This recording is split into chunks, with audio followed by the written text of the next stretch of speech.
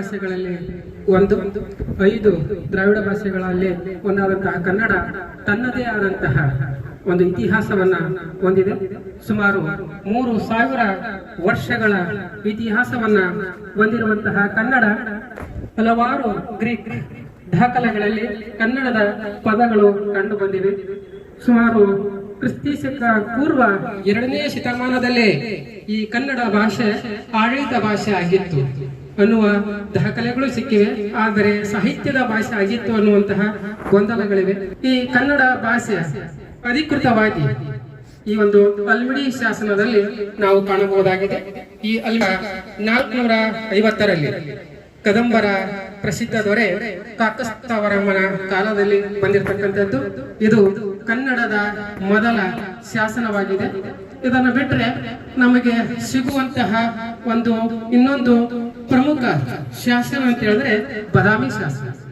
ಈ ಶಾಸನ ಸುಮಾರು 7ನೇ ಶತಮಾನದಲ್ಲಿ ಬಂದಿರತಕ್ಕಂಥದ್ದು.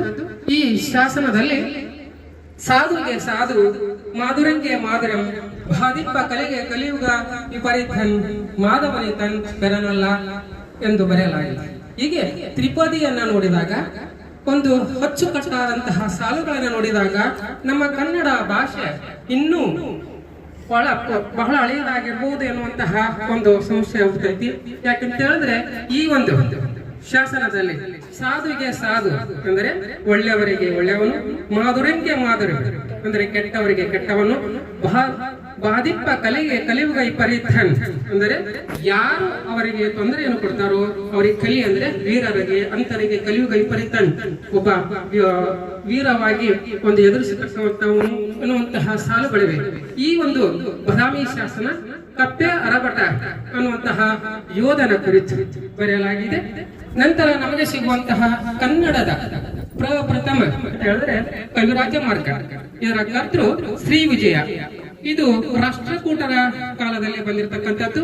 ರಾಷ್ಟ್ರಕೂಟರ ಅಮೋಘೋಷಣ ಕಾಲದ ಆಶ್ರಯದಾದ ಶ್ರೀ ವಿಜಯ ಈ ಕೃತಿಯನ್ನ ರಚನೆಯನ್ನ ಮಾಡಿದ್ದಾನೆ. ಈ ಕವಿರಾಜ ಮಾರ್ಗ ಕವಿಗಳಿಗೆ ರಾಜಮಾರ್ಗ ಒಂದು ಅಲಂಕಾರಿಕ ಕೃತಿಯಾಗಿದೆ. ಹಾಗೂ ಕವಿಯಾದಂತಹ ಶ್ರೀ ವಿಜಯ, ರಾಜನಾದಂತಹ ಅಮೋಘೋಷ ಇಬ್ಬರು ಕೂಡಿ ರಚನೆ ಮಾಡಿರ್ತಕ್ಕಂತಹ ಒಂದು ಕೃತಿ ಅಂತ ಕೆಲವರ ಅಭಿಪ್ರಾಯ. ಸುಮಾರು 850ರಲ್ಲಿ ಬಂದಂತಹ ಈ ಗ್ರಂಥ ಕನ್ನಡದ ಉಪಲಬ್ಧ ಇರುವ ಅಧಿಕೃತ ಗ್ರಂಥ ಅಷ್ಟೇ. ಯಾಕೆಂತ ಹೇಳಿದ್ರೆ ಆ ಒಂದು ಕವಿರಾಜ ಮಾರ್ಗದಲ್ಲಿ ದುರ್ವಿನೀತ ಮುಂತಾದ ಕನ್ನಡದ ಭಾಷೆಯ ಒಂದು ಕವಿಗಳನ್ನ, ಲೇಖಕರನ್ನ ಗುರುತಿಸಲಾಗಿದೆ. ಆದರೆ ದುರಾದೃಷ್ಟವಶಾತ್ ನಮಗೆ ಯಾವ ದಾಖಲೆಗಳು, ಯಾವ ಗ್ರಂಥಗಳು ನಮಗೆ ಸಿಗದೇ ಇರುವಂತದ್ದು ನಮ್ಮ ಕನ್ನಡಿಗರ ದುರ್ದೈವ. ಈ ಕವಿರಾಜ ಮಾರ್ಗದಲ್ಲಿ ಈ ಕನ್ನಡ ನಾಡನ್ನು ಕುರಿತು, ಕನ್ನಡದ ಜನತೆಯನ್ನು ಕುರಿತು ಅಮೋಘವಾಗಿ ವರ್ಣಿಸಲಾಗಿದೆ. ಕನ್ನಡ ಜನತೆಯನ್ನು ಕುರಿತೋರಿದ ಕಾವ್ಯ ಪರಿಣತಿಗಳು ಎಂದು ಬರೆಯಲಾಗಿದೆ. ಹಾಗೂ ಕನ್ನಡ ನಾಡು ಎಲ್ಲಿಂದ ಇಲ್ಲಿವರೆಗೆ ಇದೆ ಎನ್ನುವಂತದ್ದು ಹೇಳ್ತಾ ಇದೆ ಕವಿರಾಜ ಮಾರ್ಗ. ಕಾವೇರಿಯ ಗೋದಾವರಿ ಪರಿಸಪ್ಪ ನಾಡ ಕನ್ನಡ ನಾಡು ಅಂದ್ರೆ ಕಾವೇರಿಯಿಂದ ಗೋದಾವರಿವರೆಗೆ, ಈಗ ಮಹಾರಾಷ್ಟ್ರ ರಾಜ್ಯದಲ್ಲಿ ಇದೆ ಗೋದಾವರಿ, ಅಲ್ಲಿವರೆಗೆ ಕನ್ನಡ ನಾಡು ಅಭಿತ್ ಎಂದು ಕವಿರಾಜ ಮಾರ್ಗಕಾರ ಹೇಳ್ತಾನೆ. ಇನ್ನು ಕನ್ನಡದ ಮೊದಲ ಗದ್ಯ ಕೃತಿ ಹೇಳಿದ್ರೆ ವಡ್ಡಾರಾಧನೆ. ಈ ವಡ್ಡಾರಾಧನೆ ಕೃತಿಯನ್ನ ಬರೆದಂತಹ ಲೇಖಕರು ಶಿವಕೋಟ್ಯಾಚಾರ್ಯ ಎನ್ನುವರು. ಈ ವಡ್ಡಾರಾಧನೆ ಒಂದು 19 ಕಥೆಗಳನ್ನ ಒಳಗೊಂಡಿರ್ತಕ್ಕಂತಹ ಒಂದು ಕಥಾ ಪುಸ್ತಕವಾಗಿದೆ. ಈ ಪುಸ್ತಕದಲ್ಲಿ ಒಂದು ಕಥೆಯನ್ನ ನಿಮಗೆ ಹೇಳಲು ಇಷ್ಟಪಡ್ತಾ ಇದ್ದೀನಿ. ಅದರಲ್ಲಿ 13ನೇ ಕಥೆ ವಿದ್ಯುತ್ ಚೋರನೆಂಬ ಋಷಿಯ ಕಥೆ ಅನ್ನುವುದನ್ನ ನಿಮ್ಮನ್ನ ಹೇಳ್ತಾ ಇದ್ದೀನಿ. ಈ ಕಥೆಯಲ್ಲಿ ಜಂಬೂ ದ್ವೀಪದ ಕ್ಷೇತ್ರದಲ್ಲಿ ಮಿಥಿಲೆ ಅನ್ನುವಂತಹ ರಾಜ್ಯ, ಆ ರಾಜ್ಯದಲ್ಲಿ ಒಂದು ಪಟ್ಟಣ, ಆ ಪಟ್ಟಣದ ರಾಜ್ಯವನ್ನ ವಾಮರಥ ಎನ್ನುವಂತಹ ರಾಜ್ಯ ಆಳ್ತಾ ಇದ್ದ. ಅವನ ಹೆಂಡತಿ ಬಂಧುಮತಿ. ಆ ಒಂದು ಪಟ್ಟಣದಲ್ಲಿ ತಳಾರನಾಗಿರ್ತಕ್ಕಂತಹ ಒಬ್ಬ ಯಮದಟ್ಟನಿದ್ದ. ತಳಾರ ಅಂತ ಹೇಳಿದ್ರೆ ಪಟ್ಟಣವನ್ನ ಕಾಯುವಂತಹ ಕಾವಲುಗಾರ. ಅದೇ ಊರಿನಲ್ಲಿ ಈ ಕಥೆಯ ಪ್ರಮುಖ ಪಾತ್ರಧಾರಿ ವಿದ್ಯುತ್ ಚೋರನೆಂಬ ಕಳ್ಳನಿದ್ದ. ಆ ಊರಿನ ಒಂದು ಬೆಟ್ಟದಲ್ಲಿ, ಒಂದು ಗುಹೆ ಒಂದರಲ್ಲಿ ಅವನು ಇರ್ತಾ ಇದ್ದ. ಅವನು ಸಕಲ ವಿದ್ಯಾ ಪಾರಂಗತನಾಗಿದ್ದ. ಸುಮಾರು 32 ವಿದ್ಯೆಗಳಲ್ಲಿ ಆತ ಪಾರಂಗತನಾಗಿದ್ದ. ಮತ್ತು ಹಗಲಿನಲ್ಲಿ ಒಂದು ಅಂಜನವನ್ನು ಹಚ್ಕೊಂಡು ಒಂದು ಕಣ್ಣು ರೋಗಿಯಾಗಿ ಕಾಣಿಸಿಕೊಳ್ತಾ ಇದ್ದ. ಮತ್ತು ರಾತ್ರಿ ಹೊತ್ತದಲ್ಲಿ ಕಳ್ಳತನ ಎಲ್ಲವನ್ನು ಮಾಡ್ತಾ ಇದ್ದ. ಹಾಗೆ ತಾನು ಮಾಡಿದಂತಹ ವೆಚ್ಚವನ್ನ ಸಹ ಮಾಡ್ತಾ ಇದ್ದ. ತಾನು ರಾತ್ರಿ ಹೊತ್ತಿನಲ್ಲಿ ತನ್ನ ಮೈಗೆ ಸುಗಂಧ ಲೇಪಿತವಾದಂತಹ ಗಂಧವನ್ನು ಹಚ್ಚಿಕೊಂಡು, ತಾಂಬೂಲವನ್ನು ಹಚ್ಚಿಕೊಂಡು, ತನಗೆ ಬೇಕಾದಂತಹ, ತನಗೆ ಒಲಿಯುವಂತಹ ಸ್ತ್ರೀಯರೊಂದಿಗೆ ಒಂದು ಸುಖ ಸಂತೋಷಗಳಲ್ಲಿ ಭಾಗಿಯಾಗಿದ್ದ ಈ ವಿದ್ಯುತ್ ಚೋರ. ಇಂತಹ ಸಮಯದಲ್ಲಿ ವಾಮರತನಿಗೆ ವಾಮನ ರಾಜನಿಗೆ ತನ್ನ ವಂಶ ಪರಂಪರವಾಗಿ ಬಂದಿರತಕ್ಕಂತಹ ಒಂದು ಹಾರ ಇತ್ತು. ಆ ಹಾರನ್ನ ಬಹಳ ಆತ ಒಂದು ರಕ್ಷಣೆಯನ್ನು ಮಾಡ್ತಾ ಬರ್ತಾ ಇದ್ದ. ತಾನು 7 ಅಂತಸ್ತಿನ ಉಪ್ಪಿಗೆಯ ಮೇಲೆ ಇಟ್ಟು ಅದನ್ನ ರಕ್ಷಣೆಯನ್ನು ಮಾಡ್ತಾ ಇದ್ದ. ಆದ್ರೆ ವಿದ್ಯುತ್ ಚೋರ ಆ ಹಾರವನ್ನು ಸಹ ಕಳ್ಳತನ ಮಾಡೇ ಬಿಡ್ತಾನೆ. ಆಗ ರಾಜನಿಗೆ ವಿಪರೀತವಾದಂತಹ ಕೋಪ ಬರ್ತೈತಿ. ಯಾರು? ತಳಾರ, ಈ ಒಂದು ಪಟ್ಟಣವನ್ನು ಕಾಯುವ ಕಾವಲುಗಾರ ಆತನನ್ನು ಕರೆಸಿ ಅಂತ ಹೇಳ್ತಾನೆ. ತಳಾರನಾಗಿರ್ತಕ್ಕಂಥ ಯಮದಂಡ ರಾಜನ ಮುಂದೆ ಬಂದು ನಿಲ್ತಾನೆ. ಆಗ ರಾಜ ಹೇಳ್ತಾನೆ, ಇಲ್ಲೋ ಯಮದಂಡ, ಅಲ್ಲ, ಈ ಊರಿನಲ್ಲಿ ಎಲ್ಲ ಶ್ರೀಮಂತರ, ಎಲ್ಲ ವರ್ತಕರ ಎಲ್ಲ ಸಂಪತ್ತುಗಳು ಕೊಳ್ಳೆ ಆಗ್ತಾ ಇದೆ, ಕಳ್ಳತನ ಆಗ್ತಾ ಇದೆ. ನೀ ಏನು ಮಾಡ್ತಾ ಇದೀಯಾ ತಳಾರನಾಗಿದ್ದು ಅಂತ ಕೇಳ್ತಾನೆ. ಮತ್ತು ನಿನಗೆ ಮರಣದಂಡನೆಯ ಶಿಕ್ಷೆಯನ್ನು ವಿಧಿಸ್ತೀನಿ ಅಂತ ಆ ಯಮದಂಡನಿಗೆ ಹೇಳ್ತಾನೆ. ಆಗ ಯಮದಂಡ ಆ ರಾಜರಲ್ಲಿ ಬೇಡ್ಕೊಳ್ತಾನೆ, ದೇವ, ನನ್ನ ತಪ್ಪಾಯಿತು, ಕ್ಷಮಿಸ್ರಿ. ಆದ್ರೆ ನನಗೆ 7 ದಿನಗಳ ಕಾಲಾವಕಾಶವನ್ನು ಕೊಟ್ಟು ನಾನು ಆ ಕಳ್ಳನನ್ನ 7 ದಿನಗಳಲ್ಲಿ ಹಿಡಿದೇ ಇಡ್ತೀನಿ. ಆಯ್ತು, 7 ದಿನಗಳ ಕಾಲಾವಕಾಶವನ್ನು ತೆಗೆದುಕೋ ಅಂತ ರಾಜ ಹೇಳ್ತಾನೆ. ಆ ಯಮದಂಡ ಬರ್ತಾನೆ. ಹೊರಗಡೆ ಬಂದು ಎಲ್ಲ ಕಡೆಗಳಲ್ಲಿ ಪಟ್ಟಣದ ಬೀದಿ ಇಲ್ಲ.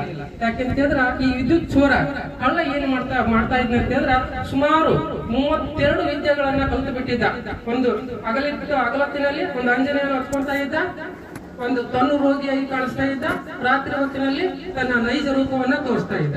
ಹೀಗಾಗಿ ಯಾರಿಗೂ ಅವನನ್ನು ಕಂಡುಹಿಡಿಯೋದು ಸಾಧ್ಯ ಆಗ್ತಾನೆ ಇರಲಿಲ್ಲ.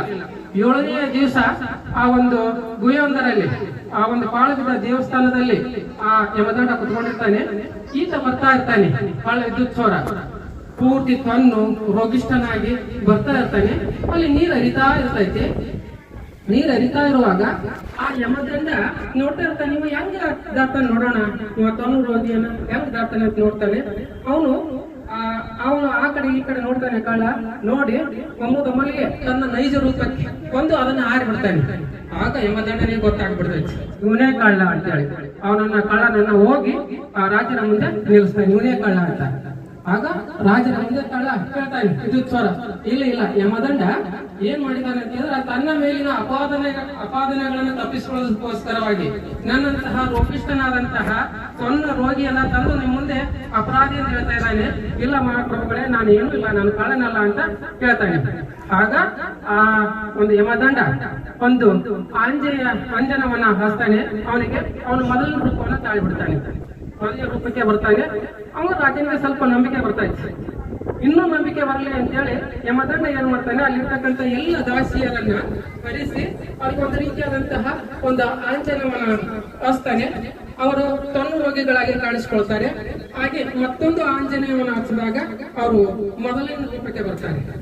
ಈಗ ರಾಜನಿಗೆ ಕನ್ಫರ್ಮ್ ಆಗ್ತೈತಿ ಏನು ಅಂತ ಹೇಳಿದ್ರೆ ಇವನೇ ಕಳ್ಳ ನೋಡಿ. ಹೀಗಾಗಿ ಆ ರಾಜ ಯಮದಂಡನಿಗೆ ಹೇಳ್ತಾನೆ, ಏನು ಅಂತ ಹೇಳಿದ್ರ ಇವನಿಗೆ ಎಂತಹ ಶಿಕ್ಷೆಯನ್ನು ಕೊಡ್ತೀಯೋ ಕೊಟ್ಟು ಅವನನ್ನ ಕಳ್ಳತನ ಮಾಡಿದಾನೆ ಅಂತ ಸಾಬೀತುಪಡಿಸು ಅಂತ ಹೇಳ್ತಾರೆ. ಅವನು ಮಾಘ ಮಾಸದ ಒಂದು ವಿಪರೀತ ಚಳವಳಿ, ಸುಮಾರು 32 ವಿಧದ ವಿಪರೀತ ಕಷ್ಟವಾದಂತಹ ಒಂದು ಶಿಕ್ಷೆಯನ್ನ ಯಮದಂಡ ಆ ಕಳ್ಳನಿಗೆ ಕೊಡ್ತಾನೆ. ಯಾವ ಶಿಕ್ಷೆಯನ್ನು ಕೊಡ್ರು ಆ ಕಳ್ಳ ನಾನು ಕಳ್ಳನಲ್ಲ ಅಂತ ಹೇಳ್ತಾನೆ ಇರ್ತಾನೆ. ಈಗ ಅವನಿಗೂ ಯಮದಂಡನಿಗೂ ಸ್ವಲ್ಪ ಸಂಶಯ ಬರ್ತೈತಿ. ಅಲ್ಲ, ಇಂಥ ವಿಪರೀತವಾದಂತಹ ಮಾಘ ಮಾಸದ ಚಳಿಯಲ್ಲಿ ಇಂತಹ ಶಿಕ್ಷೆಯನ್ನು ಕೊಟ್ಟರು ಸಹ ನೀವು ಕಳ್ಳ ಅಲ್ಲ ಅಂತ ಹೇಳ್ತಾನಲ್ಲ, ಬಹುಶಃ ಇವರು ಕಳ್ಳ ಅಲ್ಲದೇನೆ ಇರ್ಬೋದು ಅನ್ನುವಂತ ಅನುಮಾನವನ್ನು ಕಾಳಕ್ಕೆ ಮಾಡ್ತಾ ಇದ್ದ ಯಮದಂಡನಿಗೆ. ಹೀಗಾಗಿ ಕಳ್ಳ ಅಲ್ಲ ಅಂತೇಳಿ ರಾಜರ ಮುಂದೆ ಹೋಗ್ತಾನೆ. ಮಹಾಪ್ರಭುಗಳೇ, ನನ್ ತಪ್ಪಾಯ್ತು, ನಾನು ಒಬ್ಬ ನಿರಪರಾಧಿಗೆ ಶಿಕ್ಷೆಯನ್ನ ಕೊಟ್ಟೆ. ಇಲ್ಲ, ಅವನು ಕಳ್ಳನಲ್ಲ. ಯಾಕಂದ್ರೆ 32 ವಿಧವಾದ ಎಲ್ಲ ಕಷ್ಟಗಳನ್ನು ಸಹಿಸಿಕೊಂಡಿದ್ದಾನೆ ಅಂತ ಹೇಳಿದ್ರೆ ಅವನು ನಿಜವಾಗಲೂ ಕಳ್ಳನಲ್ಲ. ನನಗೆ ಯಾವ ಶಿಕ್ಷೆಯನ್ನು ಕೊಡ್ತೀರಿ ಕೊಟ್ಬಿಡ್ರಿ ಅಂತ ಯಮದಂಡ ರಾಜರನ್ನ ಕೇಳ್ಕೊಳ್ತಾನೆ. ಆಗ ರಾಜ ಅವನಿಗೆ ಮರಣದಂಡನ ಶಿಕ್ಷೆ ಆಗಲಿ ಅಂತೇಳಿ ಕೆಲವರನ್ನ ಕೊಟ್ಟು ಊರ ಹೊರಗಡೆಗೆ ಕಳಿಸ್ಬಿಡ್ತಾನೆ. ಆಗ ಆ ಕಳ್ಳ ಏನ್ ಮಾಡ್ತಾನೆ ಅಂದ್ರೆ ಆ ಶಿಕ್ಷೆಯನ್ನು ಕೊಟ್ಟಿರ್ತಾರಲ್ಲ ಅಲ್ಲಿಗೆ ಹೋಗ್ತಾನೆ. ಅಲ್ಲಿಗೆ ಹೋಗಿ ಯಮದಂಡ ನಾನು ಯಾರಂತ ಗೊತ್ತಾಯ್ತಾ ಅಂತ ಕೇಳ್ತಾನೆ. ಯಮದಂಡಗೆ ಸ್ವಲ್ಪ ಏನೋ ಇದು ಆಗ್ತೈತೆ, ಯಾರು ಏನು ಅಲ್ಲ, ನಾವು ಚಿಕ್ಕವರಿರುವಾಗ ಗೊತ್ತಿದೆಯಾ ನಾನು ಯಾರು ಅಂತ ಮತ್ತೆ ನೆನಪು ಮಾಡ್ಕೊ ಅಂತ ಹೇಳ್ತಾನೆ. ಅವ್ನು ನೆನಪಾಗ್ತೈತೆ ಯಮದಂಡನಿಗೆ.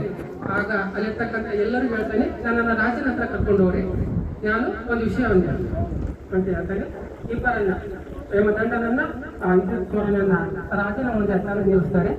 ಆ ಒಂದು ಇವರು ತಂದು ನಿಲ್ಲಿಸಿದಾಗ ವಿದ್ಯುತ್ವರ ರಾಜನಿಗೆ ಹೇಳ್ತಾನೆ, ನಿಜವಾಗ್ಲೂ ಕಳ್ಳತನ ಮಾಡಿದ್ದು ಊರಿನ ಎಲ್ಲ ಕಳ್ಳತನ ಮಾಡಿದ್ದು ನಾನೇ ಅಂತ ಹೇಳ್ತಾನೆ. ರಾಜನಿಗೆ ಈಗ ಆಶ್ಚರ್ಯ, ಇಲ್ಲಿವರೆಗೆ ತಾನು ಕಳ್ಳನಲ್ಲ, 32 ವಿಧದ ಶಿಕ್ಷಣ ಕೊಟ್ಟರು ಕಳ್ಳನಲ್ಲ ಹೇಳಿದಂತಹ ವ್ಯಕ್ತಿ ತಾನೇ ಕಳ್ಳ ಅಂತ ಹೇಳ್ತಾ ಇದ್ದಾನೆ. ಏನು ವಿಚಿತ್ರ.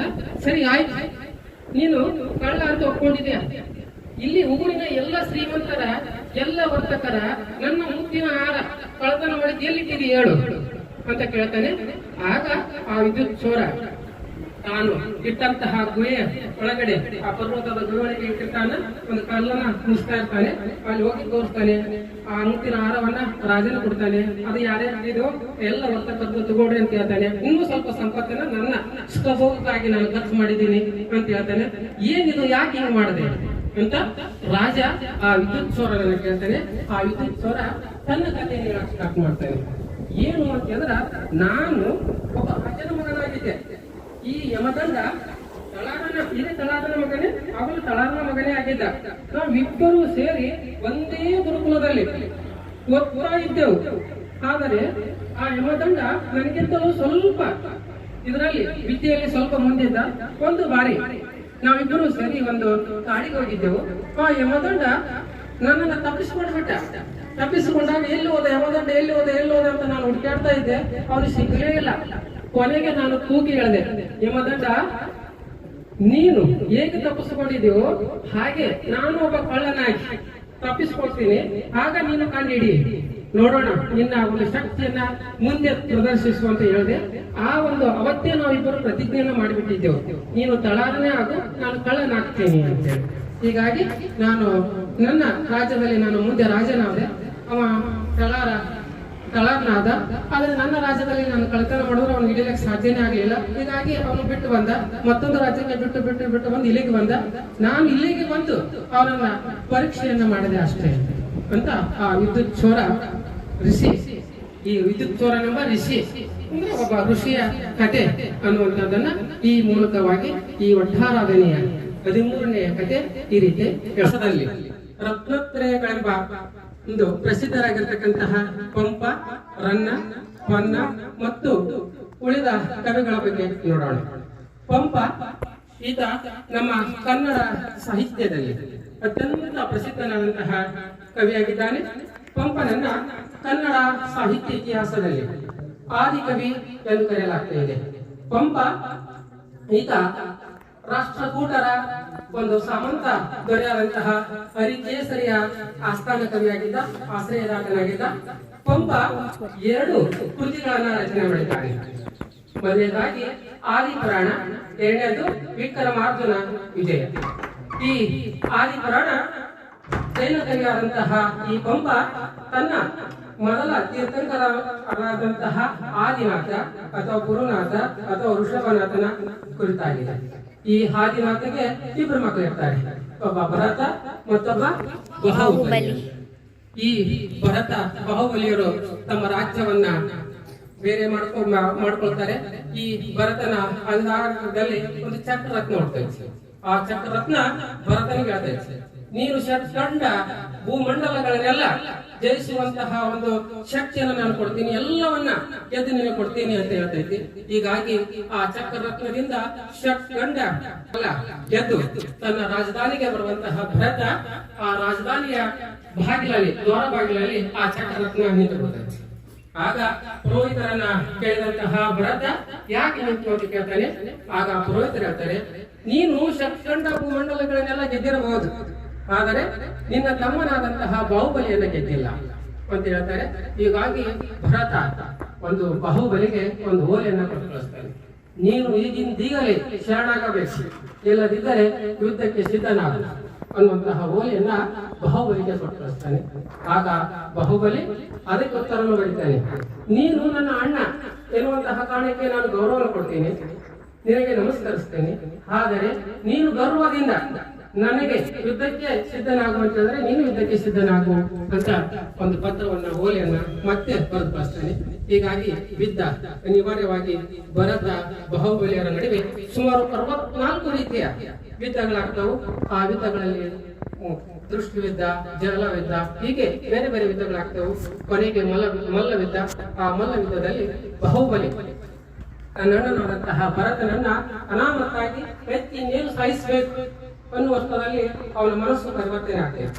ಏನು ಈ ಭೂಮಿಗಾಗಿ, ರಾಜ್ಯಕ್ಕಾಗಿ ನನ್ನ ಅಣ್ಣನನ್ನೇ ನಾನು ಸಾಯಿಸ್ತಾ ಇದ್ದೀನಲ್ಲ ಅನ್ನುವಂಥ ಉದ್ದೇಶದಿಂದ ಎಷ್ಟು ವೇಗವಾಗಿ ಮೇಲೆ ಎತ್ತಿರ್ತಾನೋ ಅಷ್ಟೇ ವೇಗವಾಗಿ ಕೆಳಗಡೆ ಇಳಿಸಿ ಆತ ಒಂದು ಜೈನ ಧರ್ಮದ ಪದ್ಧತಿಯಂತೆ ಸಲೇಖನ ವ್ರತವನ್ನು ತೆಗೆದುಕೊಂಡು ಒಂದು ಕಾಡಿಗೆ ಹೋಗ್ತಾನೆ.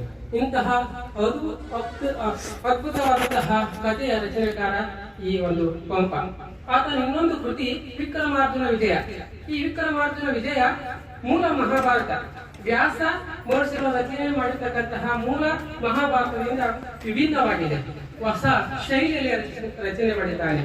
ಮೂಲ ಮಹಾಭಾರತಕ್ಕಿಂತ ಬಹಳ ವಿಭಿನ್ನವಾಗಿ. ಯಾಕೆಂತ ಹೇಳಿದ್ರೆ ಈ ವಿಕ್ರಮಾರ್ಜುನ ವಿಜಯ ಕಥೆಯ ಹೆಸರೇ ಹೇಳುವಂತೆ ಒಂದು ಅರ್ಜುನ ಈ ಕಥೆಯ ನಾಯಕ.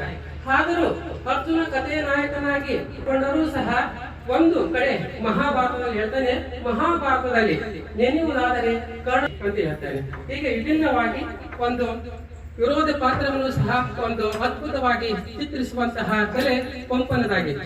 ಇನ್ನೊಂದು ವಿಶೇಷ ಅಂತ ಹೇಳಿದ್ರೆ ಪಂಪನ ಒಂದು ವಿಕ್ರಮಾರ್ಜುನ ವಿಜಯದಲ್ಲಿ ಅರ್ಜುನ ವನವಾಸಿ ದೇಶಕ್ಕೆ ಬರ್ತಾನೆ. ವನವಾಸಿ ಅಂದ್ರೆ ಈ ಕರ್ನಾಟಕನೇ ಅಂತ ತಿಳ್ಕೋಬೇಕು, ಯಾಕಂದ್ರೆ ಕದಂಬರ ಆಳ್ವಿಕೆ ಮಾಡ್ತಾ ಇದ್ರು. ವನವಾಸಿ ದೇಶಕ್ಕೆ ಬಂದು ಇಲ್ಲಿಯ ಪ್ರಕೃತಿಯ ಸೌಂದರ್ಯವನ್ನ, ಈ ಕರ್ನಾಟಕದ ಪ್ರಕೃತಿ ಸೌಂದರ್ಯವನ್ನ ಆ ಅರ್ಜುನನ ಬಾಯಲ್ಲಿ ಹೊಗಳಿಸ್ತಾನೆ. ಯಾವ ರೀತಿ ಅಂದ್ರೆ ಇಲ್ಲಿಯ ವನವಾಸಿ ದೇಶದಲ್ಲಿ ನನಗೆ ಮನುಷ್ಯನಾಗಿ ಹುಟ್ಟುವ ಪುಣ್ಯವಿಲ್ಲದಿದ್ದರೆ ಕೋಗಿಲೆಯಾಗಿ ಹುಟ್ಟಿಸು, ಕೋಗಿಲೆಯಾಗಿ ಹುಟ್ಟಿಸುವ ಪುಣ್ಯವಿಲ್ಲದಿದ್ದರೆ ಮರದುಂಬಿಯಾಗಿ ಹುಟ್ಟಿಸು ಅಂತ ಇಲ್ಲಿಯ ಪ್ರಕೃತಿಯ ಸೌಂದರ್ಯದ ಬಗ್ಗೆ ಪಂಪ ಈ ವನವಾಸಿಯ ಬಗ್ಗೆ, ವನವಾಸಿ ಅಂದ್ರೆ ಕರ್ನಾಟಕದ ಬಗ್ಗೆ ಆಡಿ ಹೊಗಳಿದ್ದಾನೆ. ಇಂತಹ ಮಹಾನ್ ಕವಿ ಪಂಪ. ಇನ್ನೊಬ್ಬ ಮಹಾನ್ ಕವಿ ಅಂತ ಹೇಳಿದ್ರೆ ರನ್ನ. ಈ ಮೊದಲದಲ್ಲಿ ಜನಿಸಿದವನು. ಈತ 10ನೇ ಶತಮಾನದ ಮಹಾನ್ ಕವಿಗಳಲ್ಲಿ ಒಬ್ಬ. ಈತ 4 ಕೃತಿಗಳನ್ನು ರಚನೆ ಮಾಡಿದ್ದಾನೆ. ಅವುಗಳಲ್ಲಿ ಮುಖ್ಯವಾಗಿ ಒಂದು ಜೈನ ಕವಿ. ಈತನು ಜೈನ ಕವಿ. ಹೀಗಾಗಿ ಅಜಿತನಾಥ ತೀರ್ಥಂಕರ ಪುರಾಣ ಅನ್ನುವಂತಹ ಜೈನ ಕೃತಿ ಹಾಗೂ ಸಾಹಸ ಭೀಮ ವಿಜಯ ಅಥವಾ ಗದಾವಿದ ಅನ್ನುವಂತಹ ಒಂದು ಲೌಕಿಕವಾದಂತಹ ಕೃತಿಯನ್ನ ರಚನೆ ಮಾಡಿದ್ದಾನೆ. ಈ ಸಾಹಸ ಭೀಮ ವಿಜಯ ಒಂದು ಇವನ ಕಥಾನಾಯಕ. ಪಂಪನ ಕಥಾನಾಯಕ ಅರ್ಜುನನಾದರೆ ಈ ರನ್ನನ ಕಥಾನಾಯಕ ಭೀಮನಾಗಿದ್ದಾನೆ. ಈ ಭೀಮ ಒಂದು ವಿಚಿತ್ರ ಶೈಲಿಯಲ್ಲಿ ಬರೆದಿರ್ತಕ್ಕಂತಹ ರನ್ನ ತನ್ನ ಕೃತಿಯ ಕುರಿತು ಹೇಳ್ಕೊಂಡಿದ್ದಾನೆ. ನನ್ನ ಕೃತಿ ಹೇಗಿದೆ ಅಂತ ಹೇಳಿದ್ರೆ ಸಿಂಹಾವಲೋಕನ ಕ್ರಮದಿಂದ ಕೇಳಿವೆ ಅಂತ ಹೇಳ್ತಾನೆ. ಅಂತ ಸಿಂಹ ಒಂದು ಬೇಟೆ ಆಡಿದ ನಂತರ ಮುಂದಕ್ಕೆ ಹೋಗಿ ನಾನು ಹೇಗೆ ಬೇಟೆ ಆಡ್ತಿದ್ದೆ ಮತ್ತೆ ತಿರುಗಿ ಹಿಂದಕ್ಕೆ ನೋಡ್ತಾ ಇದ್ದೆ. ಹಾಗೆ ಒಮ್ಮೆ ಗದಾವಿದನ ಸ್ಟಾರ್ಟ್ ಆಗ್ತದೆ ಮೊದಲಿಗೆ, ನಂತರ ಫ್ಲಾಶ್ ಬ್ಯಾಕ್ ಟೆಕ್ನಿಕ್ ಈಗಿನ ಫಿಲ್ಮ್ಗಳಲ್ಲಿ ಬಳಸುವಂತೆ ಹೊಸ ಹೊಸ ಶೈಲಿಗಳಲ್ಲಿ ಈತ ಬಳಸಿದ್ದಾನೆ ಈ ಒಂದು ಇದರಲ್ಲಿ. ನಂತರ ಈ ಒಂದು ಕಥೆಯ ನಾಯಕ ಭೀಮನಾದರೂ ಸಹ ದುರ್ಯೋಧನನನ್ನ ಚಲದಂಕ ಮಲ್ಲ ಎಂದು ಕರೆದಿದ್ದಾನೆ. ಇಂತಹ ಕಥೆಯನ್ನು ಎಳೆದಿರುವಂತಹ ರನ್ನ ಮೂರನೆಯ ವ್ಯಕ್ತಿ ಪನ್ನ. ಈ ಪನ್ನ ನನ್ನ ಉಭಯ ಕವಿ ಚಕ್ರವರ್ತಿ ಎಂದು ಕರೆಯುತ್ತಾರೆ. ಯಾಕೆಂತಂದ್ರೆ ಸಂಸ್ಕೃತ ಭಾಷೆಯ ಮೇಲೆ, ಕನ್ನಡ ಭಾಷೆಯ ಮೇಲೆ ಒಂದು ಅದಮ್ಯವಾದಂತಹ ಪಾಂಡಿತ್ಯವನ್ನ ಈತ ಪನ್ನ ಹೊಂದಿದ್ದ. ಈ ಪನ್ನ 3 ಕೃತಿಗಳನ್ನು ರಚನೆ ಮಾಡಿದ್ದಾನೆ. ಅವುಗಳಲ್ಲಿ ಪ್ರಮುಖವಾಗಿ ಭುವನೈಕ ರಾಮವಿಜಯ ಹಾಗೂ ಈತನು ಸಹ ಜೈನ ಕವಿ ಆಗಿರುವುದರಿಂದ ಶಾಂತಿನಾಥ ಪುರಾಣ ಅನ್ನುವಂತಹ ಒಂದು ಜೈನ ತೀರ್ಥಂಕರ ಕಾವ್ಯವನ್ನ ರಚನೆಯನ್ನು ಮಾಡಿದ್ದಾನೆ. ಇನ್ನು ಮುಂದುವರೆದು ಇದೇ ಕಾಲದಲ್ಲಿ 10ನೇ ಶತಮಾನದಲ್ಲಿ ಬರುವಂತವನು ದುರ್ಗ ಶಿವ ಅನ್ನುವಂತಹ ಒಬ್ಬ ಲೇಖಕ. ಈತ ಬರೆದಿರ್ತಕ್ಕಂಥದ್ದು ಕಥಾ ಪುಸ್ತಕ. ಈ ಕಥಾ ಪುಸ್ತಕ ಸಂಸ್ಕೃತದಲ್ಲಿ ಮೊದಲೇ ಹೊಸಭಾಗ ಭಟ್ಟ ಅನ್ನುವಂಥವನು ಬರೆದಿದ್ದ. ಆ ಒಂದು ಭಾಗವನ್ನ ಕನ್ನಡದಲ್ಲಿ ತನ್ನ ಸ್ವಂತಿಕೆಯ ಆಧಾರದ ಮೇಲೆ ಹೊಸ ರೀತಿಯಲ್ಲಿ ಚಿತ್ರಣವನ್ನ ಮಾಡಿರುವವನು ದುರ್ಗಶಿವ. ಈ ದುರ್ಗಶಿವನ ಕಥಾ ಪುಸ್ತಕದಲ್ಲಿ ಈ ಒಂದು ಪಂಚತಂತ್ರ ಅನ್ನುವಂತಹ ಪುಸ್ತಕವನ್ನು ಬರೆದಿದ್ದಾನೆ. ಪಂಚತಂತ್ರದ ಮೂಲದಲ್ಲಿ ಬರ್ತಾ ಇದೆ ಏನು, ಒಬ್ಬ ರಾಜ ಇರ್ತಾನೆ. ಆ ರಾಜನಿಗೆ 3 ಜನ ಮಕ್ಕಳಿರ್ತಾರೆ. ಏನು ವಿಚಿತ್ರ, ಏನು ಯಾವ ಗುರುಗಳು ಬಂದ್ರು ಏನು ಕಲಿತಾನೆ ಇರಲ್ಲ. ಯಾರೇ ಬರಲಿ ಅವ್ರಿಗೆ ಕಿಟ್ಲೆ ಮಾಡೋದು, ಏನಾದ್ರು ನಡೆಸೋದು, ಇದು ಮಾಡೋದು, ಹೀಗೆ ಮಾಡ್ತಾ ಇರ್ತಾರೆ ಅವ್ರ 3 ಜನ ಮಕ್ಕಳು. ಏನು ಕಲಿಯಲ್ಲ. ಯಾರಂತ ಗುರುಗಳು ಬರ್ತಾರೆ, ಅವ್ರನ್ನ ಕಲಿಸುವಂತಹ, ಅವ್ರ ಮನಸ್ಸನ್ನು ಬಿಡುವ, ಒಂದು ಕಡೆ ನಿಲ್ಲಿಸುವಂತೆ ಮಾಡುವಂತಹ ಯಾವ ಗುರುಗಳು ಸಿಗೋದೇ ಇಲ್ಲ. ಅಂತಹ ಸಂದರ್ಭದಲ್ಲಿ ವಿಷ್ಣು ಶರ್ಮ ಅನ್ನುವಂಥವ್ರು ಬರ್ತಾನೆ. ನಾನು ಕಲಿಸ್ತೀನಿ ಅಂತ ಬರ್ತಾನೆ. ಇವ್ರಿಗೆ ಇವ್ರು ಕಲಿಸ್ತಾನೆ. ಏನೋ ಸ್ವಲ್ಪ ಕಿತ್ಲೆ ಮಾಡ್ಬೇಕು ಅಂತ ಅನಿಸ್ತೈತೆ. ರಾಜನ ಮಕ್ಕಳು ಇರ್ತಾರೆ. ಹೀಗಾಗಿ ಹೆಂಗ್ ಬರ್ತಾರೆ ನೋಡೋಣ, ಗುರುಗಳು ಹೆಂಗ್ ಕಲಿಸ್ತಾರೆ. ಗುರುಗಳು ಕಲಿಸ್ತೀರಿ ಅಂತ ನಾವು ಏನ್ ಕಲಿಸ್ತೀರಿ ಅಂತ ಕೇಳ್ತಾರೆ. ನಾ ಕಲ್ಸಲ್ಲಪ್ಪ ಅಂತ. ಹಂಗೆ ಹೇಳ್ತೀನಿ. ಕಲ್ಸಲ್ಲ ಅಂದ್ರೆ ಓಕೆ, ಕಲಿಸ್ತೀನಿ ಅಂದ್ರೆ ನಮ್ದು ಏನೋ ಸ್ವಲ್ಪ ಸಮಸ್ಯೆ ಇದಾವ ಅಂತ ಹೇಳ್ತಾರೆ. ಏನ್ ಹೇಳ್ತೀರಿ? ಏನಿಲ್ಲ, ನಾನ್ ನಿಮಗೆ ಕಥೆಗಳನ್ನ ಹೇಳ್ತೀನಿ ಅಂತ. ಹೌದಾ? ಕಥೆ ಅಂದ್ರೆ ಬೇಕಾದಷ್ಟು ಹೇಳಿ ಕೇಳ್ತೀನಿ, ಅದು ಕಲಿಸ್ತೀನಿ ಅಂತ ಬರ್ಬೇಡ್ರಿ ಅಂತ ಹೇಳ್ತಾರೆ. ಆಯ್ತು. ಆ ಕಥೆಗಳ ಮುಖಾಂತರವಾಗಿ ವಿಷ್ಣು ಶರ್ಮ ತನ್ನ ಕಥೆಗಳ ಮುಖಾಂತರವಾಗಿ ರಾಜ್ಯ ನೀತಿಯನ್ನ, ಆಡಳಿತದ ತತ್ವಗಳನ್ನ, ಯಾವ ರೀತಿ ಇರಬೇಕು, ಈ ಒಂದು ಸಮಾಜದಲ್ಲಿ ಇರುವಂತಹ ಎಲ್ಲವುಗಳನ್ನ 4, 5 ಒಂದು ಪ್ರಕರಣಗಳಲ್ಲಿ, ಮೊದಲನೇದಾಗಿ ವೇದ ಪ್ರಕರಣ ಮತ್ತು ಪರೀಕ್ಷಾ ಪ್ರಕರಣ, ವಂಚನೆ, ವಿಶ್ವಾಸ ಮತ್ತು ಮಿತ್ರ ಕಾರ್ಯ ಅನ್ನುವಂತಹ 5 ಪ್ರಕರಣಗಳಲ್ಲಿ ಅದ್ಭುತವಾದಂತಹ ಕಥೆಗಳನ್ನು ರಚನೆ ಮಾಡಿದ್ದಾನೆ. ಅವುಗಳಲ್ಲಿ ಕಥೆಗಳ ಮುಖಾಂತರವಾಗಿ ರಾಜ ಇರಬೇಕು, ಮಂತ್ರಿ ಇರಬೇಕು, ಪ್ರಜೆಗಳಿರಬೇಕು, ಯಾವಾಗ ಯುದ್ಧ ಆಡಬೇಕು, ಯಾವಾಗ ಯುದ್ಧ ಹಾಡಬಾರ್ದು ಅನ್ನುವಂತಹ ಎಲ್ಲ ರಾಜ್ಯ ನೀತಿಗಳನ್ನ ಈ ಒಂದು ಕಥೆಯಲ್ಲಿ ಬರೆಯಲಾಗಿದೆ. ಅದರಲ್ಲಿ ವಿಶೇಷವಾಗಿ ಒಂದು ಕಥೆಯನ್ನ ನಿಮಗೆ ಹೇಳಕ್ ಇಷ್ಟಪಡ್ತೀನಿ. ಒಂದು ಕಾಗೆ ಮತ್ತು ಗೂಬೆಗಳ ಕಥೆ. ಕಾಗೆ ಮತ್ತು ಕಾಗೆ ಗೂಬೆಗಳಿಗೆ ಬಹಳ ವಿಪರೀತವಾದಂತ, ಕಾಗೆಗಳ ಗುಂಪು ಒಂದ್ ಕಡೆ ಇತ್ತು, ಗೂಬೆಗಳ ಗುಂಪು ಮತ್ತೊಂದು ಕಡೆ ಇತ್ತು. ಹೇಗೋ 2 ಗುಂಪುಗಳಿಗೆ ವಿರೋಧ ಆಗ್ಬಿಟ್ಟಿತ್ತು. ಕಾಗೆಗಳ ಕಂಡ್ರೆ ಗೂಬೆಗಳಿಗೆ ಆಗ್ತಿರ್ಲಿಲ್ಲ, ಗೂಬೆಗಳ ಕಂಡ್ರೆ ಕಾಗೆಗಳಿಗೆ ಆಗ್ತಿರ್ಲಿಲ್ಲ. ಏನು ರಾತ್ರಿ ಹೊತ್ತು ಗೂಬೆಗಳು ಬಹಳ ಬಲಿಷ್ಠವಾಗಿರ್ತಾ ಇದ್ದು, ಅವು ಬಹಳ ಆಕ್ರಮಣವನ್ನ ಕಾಗೆಗಳ ಗುಂಪಿನ ಮೇಲೆ ಆಕ್ರಮಣ ಮಾಡ್ತಾ ಇದ್ದು. ಹಗಲು ಹೊತ್ತಿನಲ್ಲಿ ಅವು ಮಲ್ಕೊಳ್ತಾ ಇದ್ವಲ್ಲ, ಈ ಕಾಗೆ ಒಂದು ಅದರ ಮೇಲೆ ಗುಂಪಿನ ಮೇಲೆ ಒಂದು ಇದು ಆಕ್ರಮಣವನ್ನು ಮಾಡ್ತಾ ಇದ್ದು. ಹೀಗೆ 2 ಜಗಳಗಳು ರೀತಿಗೆ ಹೋಗ್ಬಿಟ್ಟಿತ್ತು. ಎಷ್ಟರ ಮಟ್ಟಿಗೆ ಅಂದ್ರೆ ಕಾಯಿಗಳು ತಮ್ಮ ಗೂಡನ್ನ ಬಿಟ್ಟು ಬೇರೆ ಕಡೆಗೆ ಹೋಗ್ಬೇಕು ಅನ್ನುವಷ್ಟರ ಮಟ್ಟಿಗೆ ಅವ್ರಿಗೆ ಬೇಜಾರಾಗಿತ್ತು ಮತ್ತು ಅಲ್ಲಿ ಇರ್ಲಾಕ ಸಾಧ್ಯ ಇರಲಿಲ್ಲ. ಹೀಗಾಗಿ ಕಾಗೆಗಳು ಆ ಗೂಡುಗಳನ್ನ ಬಿಟ್ಟು ಹೋಗ್ಬೇಕು ಅಂತ ಯೋಚನೆ ಮಾಡ್ತಾ ಇರ್ತಾವು. ಆ ಕಾಗೆಗಳಲ್ಲಿ ಒಂದು ಕಾಗೆ ಇರ್ತೈತಿ, ನೀಲಿ ಕಾಗೆ. ಆ ಕಾಗೆ ಹೇಳ್ತೈತಿ, ನೀವೆಲ್ಲರೂ ಈ ಗೂಡನ್ನ ಬಿಟ್ಟು ಹೋಗ್ರಿ, ಆದ್ರೆ ನನ್ ಕಡೀರಿ, ನನಗೆ ನೀವೆಲ್ಲರೂ ಕೂಡಿ ಕಡೀರಿ, ಕಡ್ದಕ್ಕೆ ನಾನು ಬಿಟ್ಟು ಹೋಗ್ರಿ ಅಂತ. ಎಲ್ಲಕ್ಕೂ ವಿಚಿತ್ರ ಆಗ್ತೈತಿ ಎಲ್ಲ ಕಾಯಿಗಳಿಗೆ. ಏನಪ್ಪಾ ಇವತ್ತು ಇಲ್ಲೇ ಇರ್ತೀನಿ ಅಂತೈತಿ, ಯಾಕೆ ಅಂತ. ಆಯ್ತು ಅಂತೇಳಿ ಯಾಕೆ ಅಂತ ಹೇಳ್ತಾರೆ, ನಾನೆಲ್ಲ ಮುಂದೆ ಹೇಳ್ತೀನಿ ನಿಮಗ, ನಾನೆಲ್ಲ ನಿಮ್ಗೆ ಒಳ್ಳೇದು ಮಾಡ್ತೀನಿ ಅಂತ ಹೇಳ್ತೈತಿ. ಅದಕ್ಕಾಗಿ ಹೇಳಿದ ತಕ್ಷಣ ಎಲ್ಲಾ ಕಾಯಿಗಳು ಅದಕ್ಕೆ ಕುಗ್ತಾವು, ಕುಕ್ಕಿ ಬೇರೆ ಕಡೆಗೆ ಹೋಗ್ಬಿಡ್ತಾವು. ರಾತ್ರಿ ಹೊತ್ತು ಆ ಗೂಬೆಗಳ ಹೆಂಡು ಈ ಕಾಯಿಗಳ ಮೇಲೆ ಆಕ್ರಮಣ ಮಾಡ್ಬೇಕಂತ ಬರ್ತಾವು. ಯಾವ ಕಾಯಿಗಳಿರಲ್ಲ, ಅದು ಒಂದೇ ನೀಲಿ ಕಾಯಿ ಇರ್ತೈತಿ. ಅದಕ್ಕ ಆ ಗೂಬೆಗಳ ರಾಜ ಎಲ್ಲಿ ಹೋಗಿ ಎಲ್ಲಾ ಕಾಯಿಗಳು ಅಂತ. ಇಲ್ಲ, ಎಲ್ಲಾ ಕಾಯಿಗಳು ನನಗ ಹೊಡೋದು ನನ್ನ ಕುಗ್ಗಿ ಹೋಗ್ಬಿಟ್ಟಾವ. ಮತ್ತೆ ನೀನ್ಯಾಕೆ ಒಬ್ಬನಿದ್ದೀವಿ, ಮತ್ತೆ ನಾನು ಕರ್ಕೊಳ್ಳಿಲ್ಲ, ಅವು ಕರ್ಕೊಳ್ಳೋದೇ ನನಗೆ ಬೈದು ನಾನು ಸರಿ ಇಲ್ಲ ಅಂತ ಹೇಳಿ ಹೋಗ್ಬಿಟ್ಟಾವು ಅಂತ. ಹಾಗೆ ಆ ಗೂಬೆಗಳ ರಾಜನಿಗೆ ಹೇಳ್ತೈತಿ. ಆಗ ಆ ಗೂಬೆಗಳ ರಾಜನ ಹತ್ರ ಕೆಲವೊಂದಿಷ್ಟು ಮಂತ್ರಿಗಳು ಹೇಳ್ತಾವ, ಇಲ್ಲ ಇಲ್ಲ ಅದನ್ನ ನಂಬ್ಲಕ್ ಹೋಗ್ಬೇಡ, ಕಾಗೆಯನ್ನ ಯಾವಾಗ್ಲೂ ಈ ಶತ್ರುಗಳನ್ನ ಎಂದಿಗೂ ನಂಬಾರ್ದು, ಈ ಕಾಗೆ ಮಾತ್ರ ನಂಬಾಡ ಅಂತ ಹೇಳ್ತಾವ ಕೆಲವೊಂದು ಮಿನಿಸ್ಟರ್ಗಳು, ಗೂಬೆ ಮಿನಿಸ್ಟರ್ಗಳು. ಅದನ್ನ ಯಾವುದನ್ನ ಗಮನಕ್ಕೆ ತೆಗೆದುಕೊಳ್ಳಲ್ಲ ಆ ಗೂಬೆಯ ರಾಜ. ನಮ್ ಕಡೆ ಬಂದ್ರವಾ, ನೀನ್ ನಮ್ ಕಡೆ ಇದ್ಬಿಡು, ಅವ್ರು ಸೇರ್ಲಿಕ್ಕೆ ನಮ್ ಕಡೆ ಇದ್ಬಿಡು ಅಂತ ಆ ಗೂಬೆಗಳ ನಾಯಕ ಆ ಕಾಗೆಯನ್ನ ತಮ್ಮ ಗ್ರೂಪ್ನಲ್ಲಿ ಸೇರಿಸ್ಕೊಂಡು. ಇಲ್ಲೇ ಆ ಒಂದು ಸಮಸ್ಯೆ ಆಗಿರ್ತಕ್ಕಂಥದ್ದು. ಆ ಕಾಗೆ ಬರ್ತಾ ಬರ್ತಾ ಬರ್ತಾ ಆ ಗೂಬೆಯ ರಾಜನ ಮನಸ್ಸನ್ನ ಗೆದ್ದು ಬಿಡ್ದೈತಿ. ಎಷ್ಟರ ಮಟ್ಟಿಗೆ ಅಂದ್ರ ಆ ಒಂದು ಕಾಗೆ ಮಾತನೇ ಜಾಸ್ತಿ ಕೇಳಕ್ ಸ್ಟಾರ್ಟ್ ಮಾಡ್ದೈತಿ ಆ ಗೂಬೆಯ ರಾಜ. ಮತ್ತು ಒಂದು ಚಳಿಗಾಲದ ಸಮಯ ಬರ್ತೈತಿ. ಆ ಚಳಿಗಾಲದ ಸಮಯದಲ್ಲಿ ಏನ್ ಮಾಡ್ಬೇಕು, ಹೆಂಗ್ ಕೊಂಡು ಕಟ್ಬೇಕು ಅಂತ ಆ ಕಾಗೆಯನ್ನ ಆ ಗೂಬೆಯ ರಾಜ ಕೇಳ್ತೈತಿ. ಆಗ ಕಾಗೆ ಒಂದು ಸಲಹೆ ಕೊಡ್ತೈತಿ, ಹೆಂಗ್ ಕಟ್ಟಬೇಕು ಅಂತಂದ್ರೆ ಒಣವಾದಂತಹ ಹುಲ್ಲಿನಿಂದ ಕಟ್ಟಬೇಕು, ಒಣಗಿದ ಹುಲ್ಲಿನಿಂದ ಕಟ್ಟಬೇಕು ಅಂತ ಹೇಳ್ಬೇಕು. ಯಾಕಂದ್ರೆ ಬೆಚ್ಚಗಿರ್ತೀವಲ್ಲ ಒಣಗಿದ ಹುಲ್ಲು ಆದ್ರೆ ಅಂತ ಹೇಳ್ಬೇಕು. ಆಯ್ತು ಅಂತ ಹಂಗೆ ಗೂಡುಗಳನ್ನು ಕಟ್ತಾವ. ಕಟ್ಟಿದ ತಕ್ಷಣ ಈ ಕಾಗೆ ತನ್ನ ಉಳಿದಂತ ಎಲ್ಲ ಬಳಗಕ್ಕೆ ಹೇಳ್ಬಿಡ್ತೈತೆ, ರಾತ್ರಿ ಹೊತ್ತು ಬಂದು ಈ ಎಲ್ಲಾ ಗೂಬೆಗಳ ಗೂಡಿ ಬೆಂಕಿ ಹಚ್ಚಿಬಿಡ್ರಿ ಅಂತ. ಆಯ್ತು, ಒಮ್ಮದ ಮನೆಗೆ ಎಲ್ಲ ಕಾಯಿಗಳು ಬಂದು ಆ ಗೂಬೆಗಳ ಒಂದು ಗೂಡಿಗೆ ಬೆಂಕಿ ಹಚ್ಚಿಬಿಡ್ತಾವ. ಎಲ್ಲ ಗೂಬೆಗಳು ಒಮ್ಮೆಸ್ತಾರೆ. ಇಲ್ಲಿ ಈ ಕಥೆ ಬಹಳ ವಿಶೇಷವಾಗಿದೆ. ಅಂದ್ರೆ ನಾವು ಹೆಂಗಿರ್ಬೇಕು ಈ ಸಮಾಜದಲ್ಲಿ, ಯಾಕಂತಂದ್ರೆ ಸಮಾಜದ ಜನ ಎಷ್ಟು ರೀತಿಯಲ್ಲಿ ಮೋಸ ಮಾಡ್ತಾರೆ, ಯಾವ್ಯಾವ ರೀತಿಯಲ್ಲಿ ಬಹಳ ತಮ್ಮ ಇದನ್ನ ತೋರಿಸ್ತಾರೆ ಅನ್ನುವಂಥದ್ದು ಬಹಳ ಮನೋಜ್ಞೇಯವಾಗಿ ಒಂದು ವಿವರಿಸುವಂತ ಇಂತಹ ಕಥೆಗಳ ಗುಚ್ಛವೇ ಈ ಒಂದು ವೇದ ಪ್ರಕರಣದ ನಿಮಗೊಂದು ಕಥೆ ಹೇಳಿದೆ. ಸಂಜೀವಕ ಅಂತ ಎತ್ತಿತ್ತು, ಬಹಳಷ್ಟು ಹುಡುಗರಿಗೆ ಆ ಕಥೆಯನ್ನ ಹೇಳಿದ್ದೀನಿ. ಆ ಕಥೆ ಬೇಕಾದ್ರೆ ಮುಂದೆ ನೋಡೋಣ ಅಂತ. ಈಗ ಮುಂದುವರಿದು ಈ ಒಂದು 10ನೇ ಶತಮಾನ ಮುಗಿತಾ ಬರ್ತಾ ಇದೆ. ಒಂದು 11ನೇ ಶತಮಾನದ ಪೂರ್ವ ಭಾಗದಲ್ಲಿ ಬರುವಂತಹ ಕವಿಗಳಲ್ಲಿ ಚಾವುಂಡರಾಯ ಒಬ್ಬ. ಈ ಚಾವುಂಡರಾಯ ಪುರಾಣ ಅನ್ನುವಂತಹ ಒಂದು ಕೃತಿಯನ್ನ ರಚನೆ ಮಾಡಿ ಒಂದು 11ನೇ ಶತಮಾನದ ಬರುವಂತಹ ಒಬ್ಬ ಕವಿ ಅಂತ ಹೇಳಿದ್ರೆ ಜೈನ ಕವಿ. ಆತನು ಸಹ ನಾಗಚಂದ್ರ. ಈ ನಾಗಚಂದ್ರ ರಾಮಚಂದ್ರ ಚರಿತ್ರೆ ಪುರಾಣ ಅನ್ನುವಂತಹ ಕಾವ್ಯವನ್ನ ರಚನೆ ಮಾಡಿದ್ದಾನೆ. ಈ ಕಾವ್ಯ ಕಂದ ಪದ್ಯದಲ್ಲಿದೆ.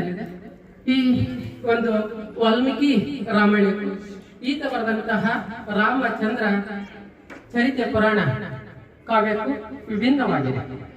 ಜೈನ ಸಂಪ್ರದಾಯದಂತೆ ಬರೆದಿರುವಂತಹ ಈ ಕಾವ್ಯ ಅನೇಕ ಬದಲಾವಣೆಗಳನ್ನು ಒಳಗೊಂಡಿದೆ. ಅದರಲ್ಲಿ ವಿಶೇಷವಾಗಿ ರಾವಣನನ್ನ ರಾಮ ಕೊಲ್ಲುವುದಿಲ್ಲ, ಲಕ್ಷ್ಮಣ ಕೊಲ್ಲುತ್ತಾನೆ. ಅದೇ ರೀತಿಯಾಗಿ ಇವನ ಒಂದು ಪ್ರಮುಖ ನಾಗಚಂದ್ರನ ಪ್ರಮುಖ ಬದಲಾವಣೆ ಅಂತಂದ್ರೆ ರಾವಣನನ್ನ ಕುರಿತು. ಮೂಲ ವಾಲ್ಮೀಕಿ ರಾಮಾಯಣಕ್ಕೂ ಈ ಒಂದು ರಾಮಾಯಣಕ್ಕೂ ಬಹಳ ವಿಭಿನ್ನವಾಗಿ ರಾವಣನನ್ನ ತಿಳಿಸಿದ್ದಾನೆ. ರಾವಣ ಸದ್ಗುಣ ಸಂಪನ್ಮೂಲನಾಗಿರ್ತಾನೆ, ಮಹಾನ್ ಪುರುಷನಾಗಿ, ಮಹಾನ್ ವ್ಯಕ್ತಿಯಾಗಿ, ಶಕ್ತಿಯಾಗಿ ಈ ಒಂದು ಕಾವ್ಯದಲ್ಲಿ ಅಭಿವ್ಯಕ್ತಿಗೊಂಡಿದ್ದಾನೆ. ರಾವಣ ಸೀತೆಯೊಂದಿಗೆ ಒಂದು ಮೋಹಗೊಂಡಿದ್ದು ಒಂದು ಅಕಸ್ಮಾತ್ ಅನ್ನುವಂತಹ ಈ ನಾಗಚಂದ್ರ ಒಂದು ಕಳೆಯುತ್ತಾನೆ. ಭಕ್ತಿ ಓರ್ಮೆ ಕಾಲವಶದ ಮರ್ಯಾದೆ ಕಾಣ್ತದೆ. ಸಮುದ್ರವು ಸಹ ಒಂದೊಂದು ಸರಿ ತನ್ನ ಎಲ್ಲಿಯನ್ನ ಮೀರಿ ಮುಂದಕ್ಕೆ ಹೋಗುವಂತಹ ಸಂದರ್ಭ ಬರ್ತೈತೆ. ಅಂತಹ ಸಂದರ್ಭದಲ್ಲಿ ಒಂದು ಮೋಹಕ್ಕೆ ಒಳಗಾಗಿರುವುದು ಅಂತಹ ಒಂದು ವಿಶೇಷತೆ ಏನೂ ಅಲ್ಲ ಅನ್ನುವಂಥದ್ದು ನಾಗಚಂದ್ರನ ಅಭಿಪ್ರಾಯವಾಗಿದೆ. ಹೀಗೆ ನಾಗಚಂದ್ರನ ಮುಗಿಸಿ ಮುಂದೆ ಹೋದಾಗ ನಮಗೆ ಸಿಗುವಂತಹದ್ದು 12ನೇ ಶತಮಾನ. ಈ 12ನೇ ಶತಮಾನ ಒಂದು ಕನ್ನಡ ಸಾಹಿತ್ಯದ ಇತಿಹಾಸದಲ್ಲಿ ಒಂದು ಹೊಸ ಬದಲಾವಣೆಯ ಕಾಲ. ಇದನ್ನ ಮೊದಲಿಗೆ ಒಂದು ವಚನಗಳ ಮುಖಾಂತರವಾಗಿ ಒಂದು ವಚನಗಳಲ್ಲಿ ಮೊದಲಿಗೆ ಬಂದಂತವರು ಜೇಡರ ದಾಸಮಯ್ಯ. ಈ ಜೇಡರ ದಾಸಮಯ್ಯ ಒಂದು ಹಾದ್ಯ ವಚನಕಾರರೆಂದು ಕರೀತಾರೆ. ಜೇಡರ ದಾಸಮಯ್ಯನ ಒಂದು ವಚನ ಹೇಳ್ಬೇಕಂದ್ರೆ, ಮೊನೆ ಮೂಡಿ ಬಂದರೆ ಏನೆಂಬುವರು, ಮೀಸೆ ಮೂಡಿ ಬಂದರೆ ಗಂಡೆಂಬುವರು, ಇಲ್ಲಿ ಸುಳಿಯುವ ಆತ್ಮ ಗಂಡು ಅಲ್ಲ ಹೆಣ್ಣು ಅಲ್ಲ ಕಾಣ ರಾಮನ. ಇದು ಸಮಾಜದಲ್ಲಿ ಇರುವಂತಹ ಪುರುಷ ಸ್ತ್ರೀಯರ ಒಂದು ಭೇದವನ್ನ ಅಲ್ಲಗಣಿತಾ ಇದೆ. ಪುರುಷ ಪ್ರಧಾನವಾದಂತಹ ಈ ಸಮಾಜದಲ್ಲಿ ಕೇವಲ ಒಂದು ಹೆಣ್ಣು ಗಂಡುಗಳ ಒಂದು ವಿಭಿನ್ನತೆಯಿಂದ ಅವರನ್ನ ಪ್ರಧಾನೀಕರಿಸುವುದು ಎಷ್ಟರ ಮಟ್ಟಿಗೆ ಸರಿ ಅನ್ನುವಂತಹ ಪ್ರಶ್ನೆಯನ್ನ ಈ ಜೇಡರ ದಾಸಮಯ್ಯ ಎತ್ತಿದ್ದಾನೆ. ಹೀಗೆ 12ನೇ ಶತಮಾನದಲ್ಲಿ ಒಂದು ವಿಶೇಷವಾಗಿ ಕನ್ನಡ ಸಾಹಿತ್ಯ ಚರಿತ್ರೆಯಲ್ಲಿ ಒಂದು ಹೊಸ ಬದಲಾವಣೆಯ ಕಾಲ. ಇಲ್ಲಿಯವರೆಗೆ ಇದ್ದಂತಹ ಪಂಪ ಆಗಿರ್ಬೋದು, ಪುರನ್ ಆಗಿರ್ಬೋದು, ಪೊನ್ನು ಆಗಿರ್ಬೋದು, ಈ ನಾಗಚಂದ್ರ ಆಗಿರ್ಬೋದು, ಈ ಒಂದು ಛಂದಸ್ಸಿನ ಒಂದು ಬಂಧನದಲ್ಲಿ ಬಂಧಿತರಾಗಿದ್ದರು. ಒಂದು ಕಂದ ಪದ್ಯ, ವೃತ್ತ, ಷಟ್ಪದಿ ಹೀಗೆ ಅನ್ನುವಂತಹ ಕೆಲವು ನಿಯಮಗಳನ್ನ ಅನುಸರಿಸ್ತಾ ಇದ್ರು. ಆದರೆ ಯಾವ ನಿಯಮಗಳನ್ನು ಅನುಸರಿಸದೆ ಸ್ವತಂತ್ರವಾಗಿ ಜನಸಾಮಾನ್ಯರಿಗೆ ಅರ್ಥವಾಗುವ ಭಾಷೆಯಲ್ಲಿ ಜನಸಾಮಾನ್ಯರಿಗಾಗಿ ಇಲ್ಲಿಯ ಜಾತಿ ವ್ಯವಸ್ಥೆಯ ವಿರುದ್ಧ, ಹೆಣ್ಣು ಗಂಡುಗಳ ಒಂದು ಸಮಾನತೆಯ ಸಲುವಾಗಿ ಹಾಗೂ ಈ ಒಂದು ಸಮಾಜದಲ್ಲಿ ಅಸಮಾನತೆಯ ವಿರುದ್ಧ ಕಾಯಕವೇ ಕೈಲಾಸ ಎನ್ನುವಂತಹ ತತ್ವದ ಆಧಾರದ ಮೇಲೆ ರಚನೆಯಾಗಿರ್ತಕ್ಕಂಥದ್ದು ಈ 12ನೇ ಶತಮಾನದ ವಚನ ಸಾಹಿತ್ಯ. ಇಲ್ಲಿ ಜನಸಾಮಾನ್ಯರಿಗೆ ಅರ್ಥವಾಗುವ ಭಾಷೆ ಇತ್ತು. ರನ್ನ ಕಂಪನ ಅದು ಆರುಮುಖ ಶೌಟ್ಯಡ ವನವಾಸಿ ದೇಶಂ ಅನ್ನುವಂತಹ ಒಂದು ಸಂಸ್ಕೃತ ಭರಿತವಾದಂತಹ ಭಾಷೆ, ಒಂದು ಕಠಿಣವಾದಂತಹ ಭಾಷೆ. ಅಂತಹ ಭಾಷೆಯನ್ನು ಹೊರತುಪಡಿಸಿ ಜನಸಾಮಾನ್ಯರಿಗಾಗಿ ಸರಳ ಭಾಷೆಯಲ್ಲಿ ರಚನೆ ಮಾಡಿದ್ರು. ಈ ಒಂದು ವಚನ ಕ್ರಾಂತಿಯ ಕೇಂದ್ರ ಬಿಂದುವಾಗಿ ಶ್ರೀ ಬಸವೇಶ್ವರವರು ಕಾಣಿಸಿಕೊಳ್ತಾರೆ. ಇವರು ಬಿಜ್ಜಳ ಒಂದು ಕಲುಚೂರಿಯ ಅರಸ ಬಿಜ್ಜಳ ದೊರೆಯ ಒಂದು ಮಂತ್ರಿಯಾಗಿದ್ದರು ಹಾಗೂ ಅನುಭವ ಮಂಟಪವನ್ನ ಪ್ರಾರಂಭಿಸ್ತಾರೆ. ಸಾವಿರಾರು ನೂರಾರು ಜನರಿಗೆ ವಚನಕಾರರಿಗೆ ಮಾರ್ಗದರ್ಶನರಾಗ್ತಾರೆ. ಇಂತಹ ವಚನಕಾರರ ಕೇಂದ್ರ ಬಿಂದುವಾಗಿರ್ತಕ್ಕಂತಹ ಬಸವಣ್ಣನವರು ಒಂದು ಕಡೆ ಹೇಳ್ತಾರೆ, ಕಳಬೇಡ ಕುಲಬೇಡ ಉಸಿಯ ನುಡಿಯಲು ಬೇಡ, ತನ್ನ ಬಣ್ಣಿಸಲು ಬೇಡ, ಇದಿರು ಹಳೆಯಲು ಬೇಡ, ಇದೇ ಅಂತರಂಗ ಶುದ್ಧಿ, ಇದೇ ಬಹಿರಂಗ ಶುದ್ಧಿ ಎಂದು ಹೇಳ್ತಾರೆ ನಮ್ಮ ಬಸವಣ್ಣನವರು. ಹಾಗೆ ಈ ಒಂದು ಕಾಲದಲ್ಲಿ ಈ ಅನುಭವ ಮಂಟಪದ ಅಧ್ಯಕ್ಷರಾಗಿ ಅಲ್ಲಮ ಪ್ರಭುಗಳಿದ್ರು ಹಾಗೂ ಕನ್ನಡದ ಮೊದಲ ವಚನಗಾರ್ತಿಯಾಗಿ ಅಕ್ಕ ಮಹಾದೇವಿಯವರು ಇಲ್ಲಿ ಕಾಣಿಸಿಕೊಳ್ತಾರೆ. ಅಕ್ಕ ಮಹಾದೇವಿಯವರ ಒಂದು ವಚನ ಹೀಗಿದೆ: ಬೆಟ್ಟದ ಮೇಲೊಂದು ಮನೆಯ ಮಾಡಿ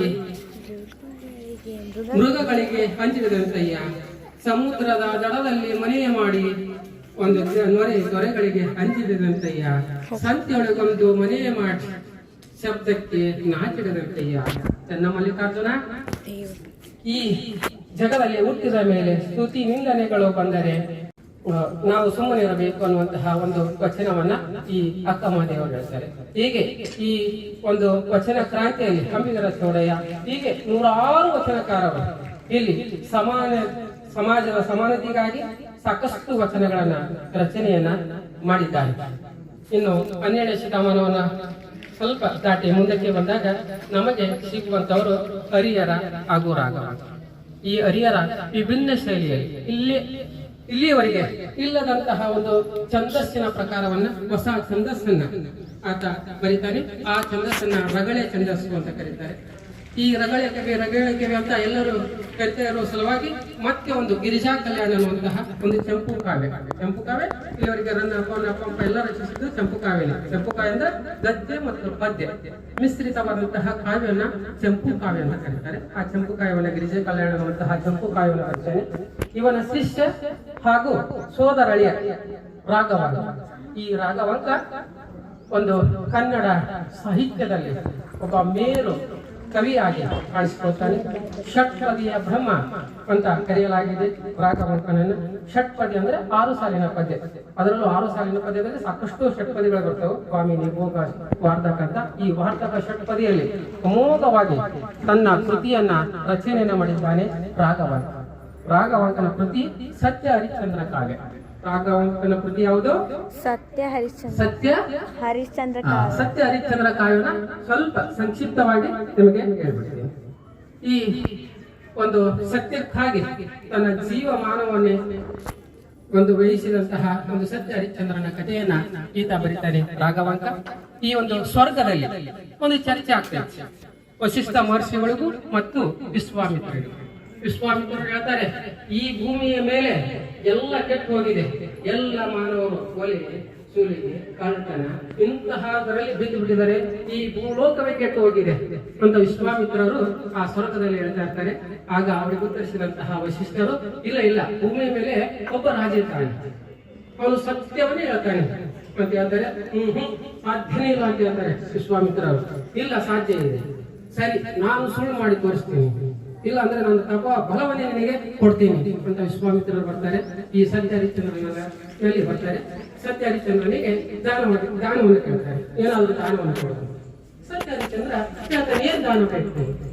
ಏನಿಲ್ಲ, ಒಂದು ಆನೆಯ ಮೇಲೆ ಒಬ್ಬ ಮಾವುತ ನಿಂತಿರಬೇಕು.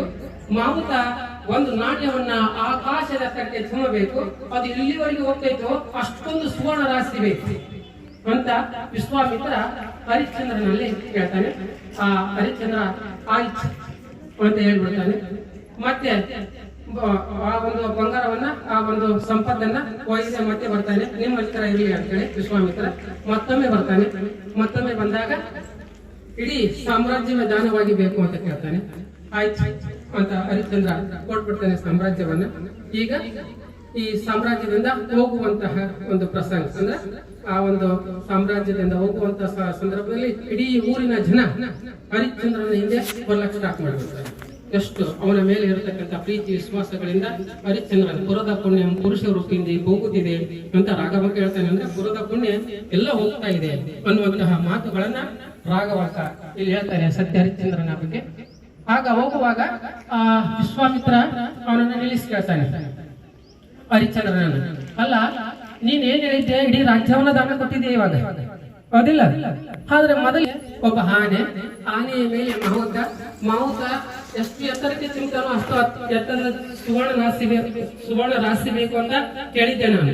ಅದು ಎಲ್ಲಿ ಅಂತ ಕೇಳ್ತಾನೆ. ನಾ ರಾಜ್ಯವನ್ನು ಕೊಟ್ಟಿದ್ದೀನಿಲ್ಲ, 2ನೇ ಬಾರಿ ರಾಜ್ಯವನ್ನೇ ದಾನ ಮಾಡಿದಾಗ ಅದು ಬಂತು. ಆ ಮೊದಲ ಬಾರಿ ದಾನ ಮಾಡಿದ್ದು ನಿನ್ ಮೇಲೆ ಬಿಟ್ಟು ಹೋಗಿದ್ದೀನಿ, ಹೀಗಾಗಿ ಅದನ್ನು ಕೊಡ್ಬೇಕು ಅಂತ ವಿಶ್ವಾಮಿತ್ರ ಹರಿಶ್ಚಂದ್ರನ ಕೇಳ್ತಾನೆ. ಹರಿಶ್ಚಂದ್ರನಿಗೆ ಗೊತ್ತಾಗ್ತದೆ, ಸರಿ ಅವ್ರು ಹೇಳ್ತಾ ಇರೋದು ಸರಿ ಅಂತೇಳಿ, ಹೀಗಾಗಿ ನನಗೆ 1 ತಿಂಗಳ ಕಾಲಾವಕಾಶವನ್ನು ಕೊಡ್ಬೇಕು ಅಂತ ಹರಿಶ್ಚಂದ್ರ ಕೇಳ್ತಾನೆ. ತನ್ನ ಹೆಂಡತಿ ತಾರಾಮತಿ ಹಾಗೂ ಲೋಹಿತಾಶ್ವ ಮಗನನ್ನು ತೆಗೆದುಕೊಂಡು ಆತ ಹೋಗ್ತಾ ಇರ್ತಾನೆ. ಹೌದು, ನೀನು ಕೊಡ್ತಿ ಅನ್ನೋದು ಏನ್ ಗ್ಯಾರಂಟಿ ಅನ್ನುವಂತ ಮಾತುಗಳನ್ನು ವಿಶ್ವಾಮಿತ್ರ ಆಡ್ತಾನೆ. ಹೀಗಾಗಿ ನಿನ್ನ ಜೊತೆಗೆ ನಾನು ಸಾಲದ ವಸೂಲಿಗಾಗಿ ನಕ್ಷತ್ರಿಕ ಅನ್ನುವಂತಹ ಒಬ್ಬನನ್ನು ಕಳಿಸ್ತೇನೆ. ಅವನಿಗೆ 1 ತಿಂಗಳ ಆದ ತಕ್ಷಣ ಕರೆಕ್ಟ್ ಆಗಿ ಕೊಟ್ಟು ಕಳಿಸ್ತೇನೆ ಅಂತ ಹೇಳ್ತಾನೆ. ನಕ್ಷತ್ರಿಕ ವಿಶ್ವಾಮಿತ್ರ ಒಂದು ಹರಿಶ್ಚಂದ್ರನ ಜೊತೆಗೆ ಸಾಲದ ವಸೂಲಿಗಾಗಿ ಬರ್ತಾನೆ. ಆ ನಕ್ಷತ್ರನ ಒಂದು ಕಾಟ ಬಹಳಷ್ಟು ಆಗ್ತೈತಿ ಹರಿಶ್ಚಂದ್ರನಿಗೆ. ಅಂದ್ರೆ ಅವನಿಗೆ ಊಟ, ಅವನಿಗೆ ನೀರು ಕೊಡೋದು ಅಷ್ಟು ವಿಚಿತ್ರವಾಗಿ ಹರಿಶ್ಚಂದ್ರನನ್ನು ಕಾಡ್ತಾನೆ. ಹರಿಶ್ಚಂದ್ರ 1 ತಿಂಗಳ ಆಗ್ತಾ ಬರ್ತೈತಿ, ಇನ್ನೇನು ಕೊನೆಯ ದಿನ 30ನೇ ದಿನ ಕೊಡಲೇಬೇಕು ಅಷ್ಟು ನಾಣ್ಯಗಳನ್ನ, ಅಷ್ಟು ರಾಶಿಯನ್ನ ವಿಶ್ವಾಮಿತ್ರನಿಗೆ, ಇಲ್ಲ ಅಂದ್ರೆ ಮಾತಿಗೆ ತಪ್ಪದ ಅನ್ನುವಂಥದ್ದು.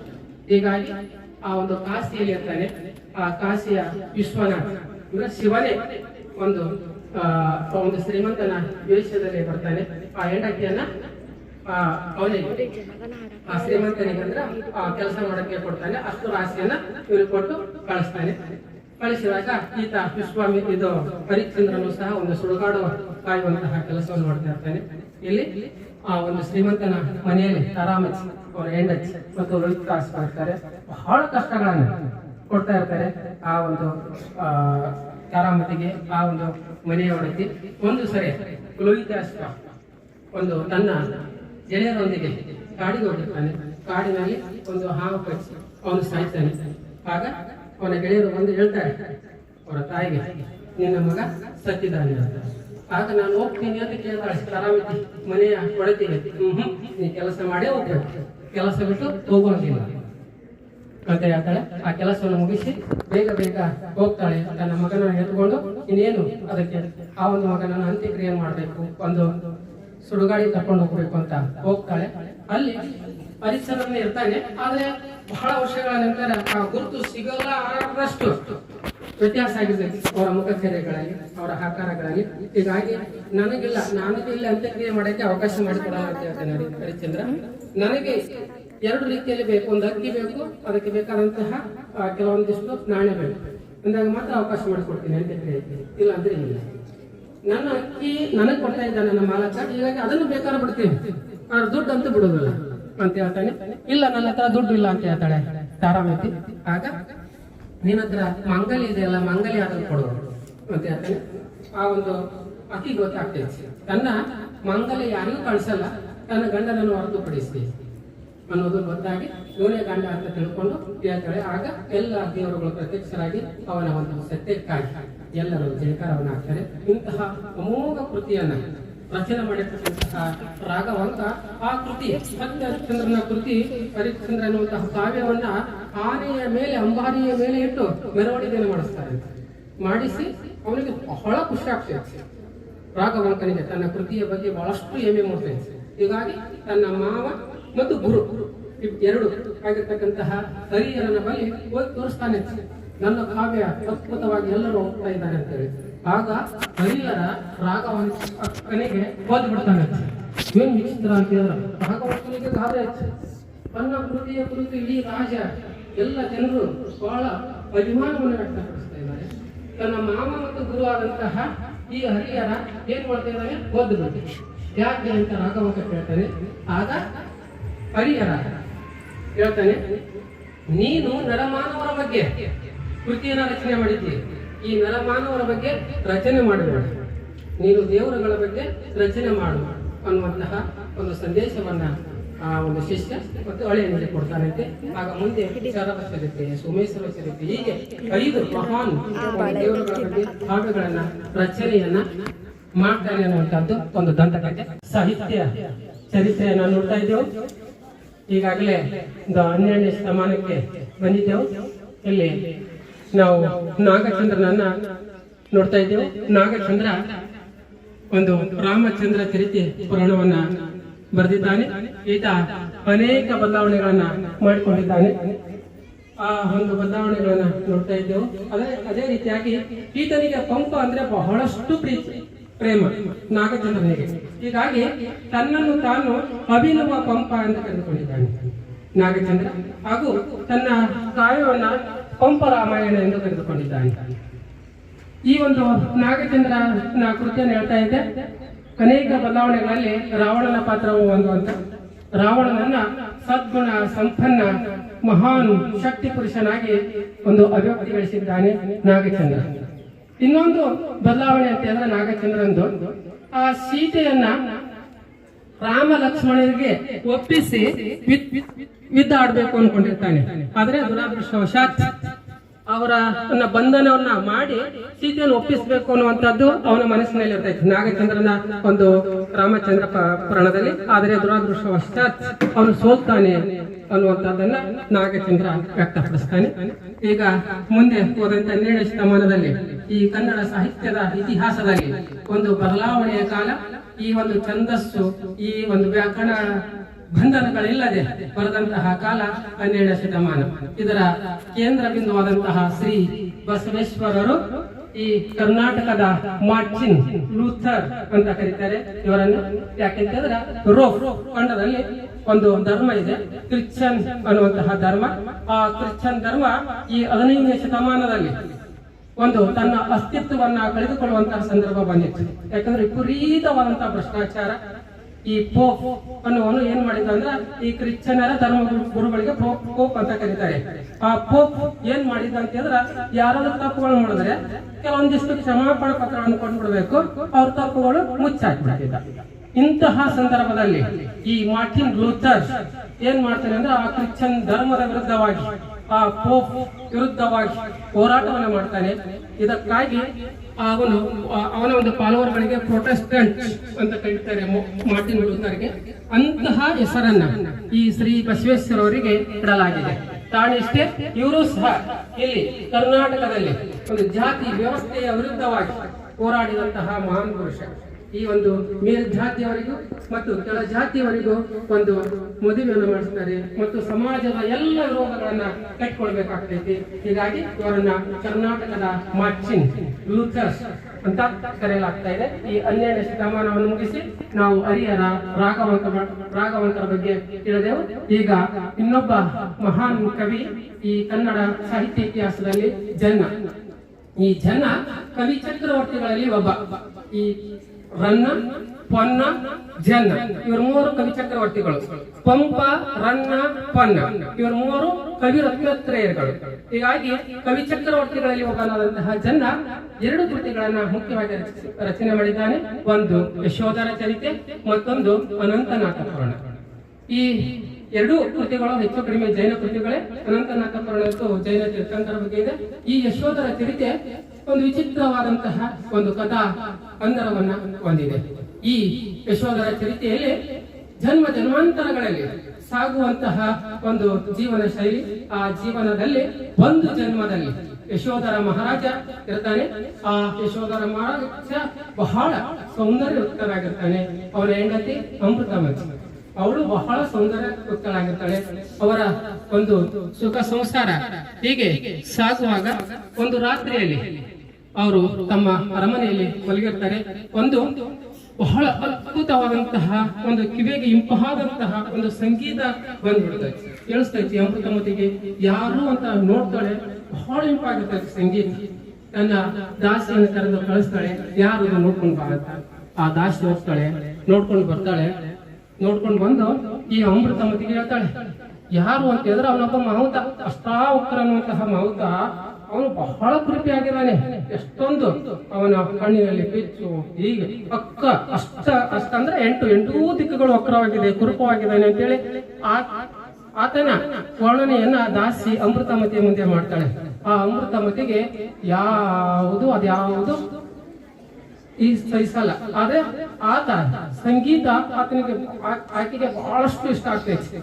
ಎಷ್ಟು ಇಷ್ಟ ಆಗ್ತೈತಿ ಅಂದ್ರ ರಾತ್ರಿ ಹೊತ್ತು ಹೋಗ್ತಾ ಇರ್ತಾಳೆ. ಮತ್ತೆ ಎದ್ದು ಆಗ ಅಲ್ಲಿ ಕಾವಲುಗಾರರು ಕರೀತಾರೆ ಹೋಗ್ಬಾರ್ದು ಅಂತೇಳಿ.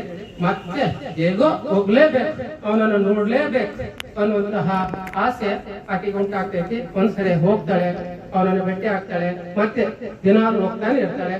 ಹೀಗೆ ಅವನ ಒಂದು ಪ್ರೇಮದಲ್ಲಿ ಬಿಡ್ತಾಳೆ. ಅವನ ಜೊತೆಗೆ ಅನುರಕ್ತಳಾಗ್ತಾಳೆ ಅಮೃತಮತಿ. ಇಲ್ಲಿ ಒಂದು ಸರಿ ರಾಜ ಯಶೋಧರ ಮಹಾರಾಜ ಒಂದು ಹೂವಿನಿಂದ ಹೊಡಿತಾನೆ ಅಮೃತಮತಿಗೆ. ಹಾ ಅಂತೇಳಿ ಇದೇನು ಹಿಡಿದುಕೊಳ್ತಾಳೆ. ಅವನಿಗೇನೋ ಡೌಟ್ ಬರ್ತೈತೆ. ನಂತರ ಅವನು ಸ್ವಲ್ಪ ಡೌಟ್ ಅಲ್ಲಿ ಇದರಲ್ಲಿ ಇರ್ತಾನೆ. ಒಂದು ಸರಿ ಹೋಗ್ತಾಳೆ ಅಮೃತಮತಿ. ರಾತ್ರಿ ಹೊತ್ತು ಎದ್ದು ಅವನ ಜೊತೆಗೆ ಹೋಗ್ಬೇಕು ಅಂತ ಹೋಗ್ತಾಳೆ. ಅವನು ಬಾರ್ಕೋಲಿನಿಂದ ಹೊಡಿತಾ ಇರ್ತಾನೆ. ಅದ್ಯಾವುದು ಪೆಟ್ಟಾಗ್ತಾನೆ ಇರಲ್ಲ ಅಮೃತಮತಿಗೆ. ಆಕೆ ಯಾಕೆ ಲೇಟ್ ಆಗಿ ಬಂದಿ ಅಂತೇಳಿ ಅವನು ಅಷ್ಟಾವಕ್ರ ಅಮೃತಮತಿಯನ್ನು ಹೊಡೆದಾಗ ಆಕೆ ಹೇಳ್ತಾಳೆ ಒಂದು ಮಾತು, ನನಗೆ ಈ ಜಗತ್ತಿನ ಪುರುಷರೆಲ್ಲರೂ ಸೋದರರಿದ್ದಂತೆ, ನಿನ್ನೊಬ್ಬನ ಹೊರತುಪಡಿಸಿ ಅನ್ನುವಂತಹ ಆ ಹೆಣ್ಣಿನ ಕಾಮದ ವಿಕೃತ ಒಂದು ಧ್ವನಿಯಾಗಿ ಪ್ರತಿಫಲಿಸುವ ಒಂದು ಅಮೃತಮತಿಯ ಮತ್ತು ಯಶೋಧರ ಕಥೆಯನ್ನ ಈ ಜನ ಹೇಳಿದ್ದಾನೆ.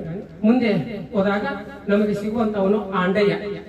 ಈ ಹಂಡಯ್ಯ ಒಂದು ವಿಚಿತ್ರವಾದಂತಹ ಒಂದು ಕಾವ್ಯವನ್ನ ಕನ್ನಡದಲ್ಲಿ ರಚನೆ ಮಾಡಿದ್ದಾನೆ. ಇಲ್ಲಿಯವರೆಗೆ ಇಲ್ಲದ ಒಂದು ಹೊಸ ಪ್ರಯೋಗವನ್ನ ಮಾಡ್ತಾನೆ ಆಂಡಯ್ಯ. ಅವನ ಕೃತಿ ಕಬ್ಬಿಗರ ಕಾವ. ಅವನ ಕೃತಿ ಯಾವುದು? ಕಬ್ಬಿಗರ ಕಾವ. ಏನು ಅಂತ ಹೇಳಿದ್ರ ಇಲ್ಲಿವರೆಗೆ ಈ ಒಂದು ಎಲ್ಲ ಕಾವ್ಯಗಳ ಮೇಲೆ ಸಂಸ್ಕೃತದ ಪ್ರಭಾವ ಬಹಳಷ್ಟು ಇತ್ತು. ನಾವು ಅನ್ಕೊಂತೀವಿ ಸಂಸ್ಕೃತ ಇಲ್ಲಿ ತತ್ಸಮ ತದ್ಭವ ಅಂತ ಬರ್ತಾವ ಕನ್ನಡದಲ್ಲಿ. ತತ್ಸಮ ಅಂತಂದ್ರೆ ತತ್ ಪ್ಲಸ್ ಸಮ. ಸಂಸ್ಕೃತ ಪದಕ್ಕೆ ಸಮವಾಗಿರುವಂತದ್ದು ಸಂಸ್ಕೃತ ಪದಗಳನ್ನ ಆಸ್ ಇಟ್ ಈಸ್ ನಾವು ತೆಗೆದುಕೊಂಡಿರ್ತಕ್ಕಂಥದ್ದು. ತದ್ಭವ ಅಂದ್ರೆ ತದ್ ಅಂದ್ರೆ ಭವ ಅಂದ್ರೆ ಹುಟ್ಟು ಅಂದ್ರೆ ಸಂಸ್ಕೃತ ಪದಗಳಿಂದ ಹುಟ್ಟಿ ನಾವು ಕೆಲವೊಂದು ಬದಲಾವಣೆಗಳನ್ನು ಮಾಡಿಕೊಂಡು ಕನ್ನಡದಲ್ಲಿ ತೆಗೆದುಕೊಂಡಿದ್ದೀವಿ. ಇಂತಹ ಸಂದರ್ಭದಲ್ಲಿ ಸಂಸ್ಕೃತದ ಪ್ರಭಾವ ಕನ್ನಡದ ಮೇಲೆ ಅತಿಯಾದಂತಹ ಪ್ರಭಾವ ಇದ್ದಂತಹ ಸಂದರ್ಭದಲ್ಲಿ ಆಂಡಯ್ಯ ಕಬ್ಬಿಗರ ಕಾವ ಅನ್ನುವಂತಹ ಕೃತಿಯನ್ನು ಬರೀತಾನೆ. ಮೊಟ್ಟ ಮೊದಲ ಬಾರಿಗೆ ಅಚ್ಚ ಕನ್ನಡದಲ್ಲೇ ಬರೀಬೇಕು ಅಂತ ಬರೀತಾನೆ. ಆತನ ಕಾವ್ಯದ ಹೆಸರು ಕಬ್ಬಿಗರ ಕಾವ ಅಂತ ಹೇಳ್ತಾನೆ. ನೆನಪಿರಲಿ, ಕವಿಗಳ ಕಾವ್ಯ ಆಗ್ಬೇಕಾಗಿತ್ತು. ಅದು ಕವಿ ಅಂದ್ರೂ ಸಂಸ್ಕೃತ ಪದ. ನಿಮ್ಗೆ ಚಿತ್ರ ಸಂಸ್ಕೃತ ಅಂತ ನಿಜ. ಕವಿ ಅಂದ್ರೂ ಸಂಸ್ಕೃತ, ಕಾವ್ಯ ಅಂದ್ರೂ ಸಂಸ್ಕೃತ ಪದ. ಹೀಗಾಗಿ ಅದನ್ನು ಸಣ್ಣ ಪುಟ್ಟ ಬದಲಾವಣೆಗಳನ್ನು ಮಾಡಿಕೊಂಡು ಕಬ್ಬಿಗರ ಕಾವ ಅಂತ ಹೆಸರಿಡ್ತಾನೆ. ಅಂದ್ರೆ ತನ್ನ ಪುಸ್ತಕವು ಕನ್ನಡಮಯವಾಗಿರಲಿ, ಎಲ್ಲವೂ ಕನ್ನಡಮಯವಾಗಿರಲಿ ಅಂತೇಳಿ.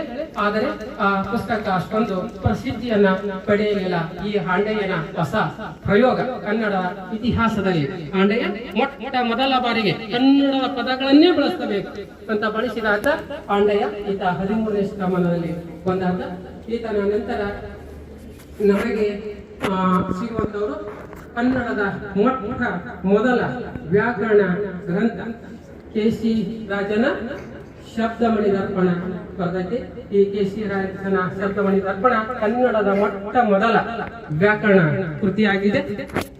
ನಂತರ ನಮಗೆ ಸಿಗುವಂತವರು ಕುಮಾರವ್ಯಾಸ.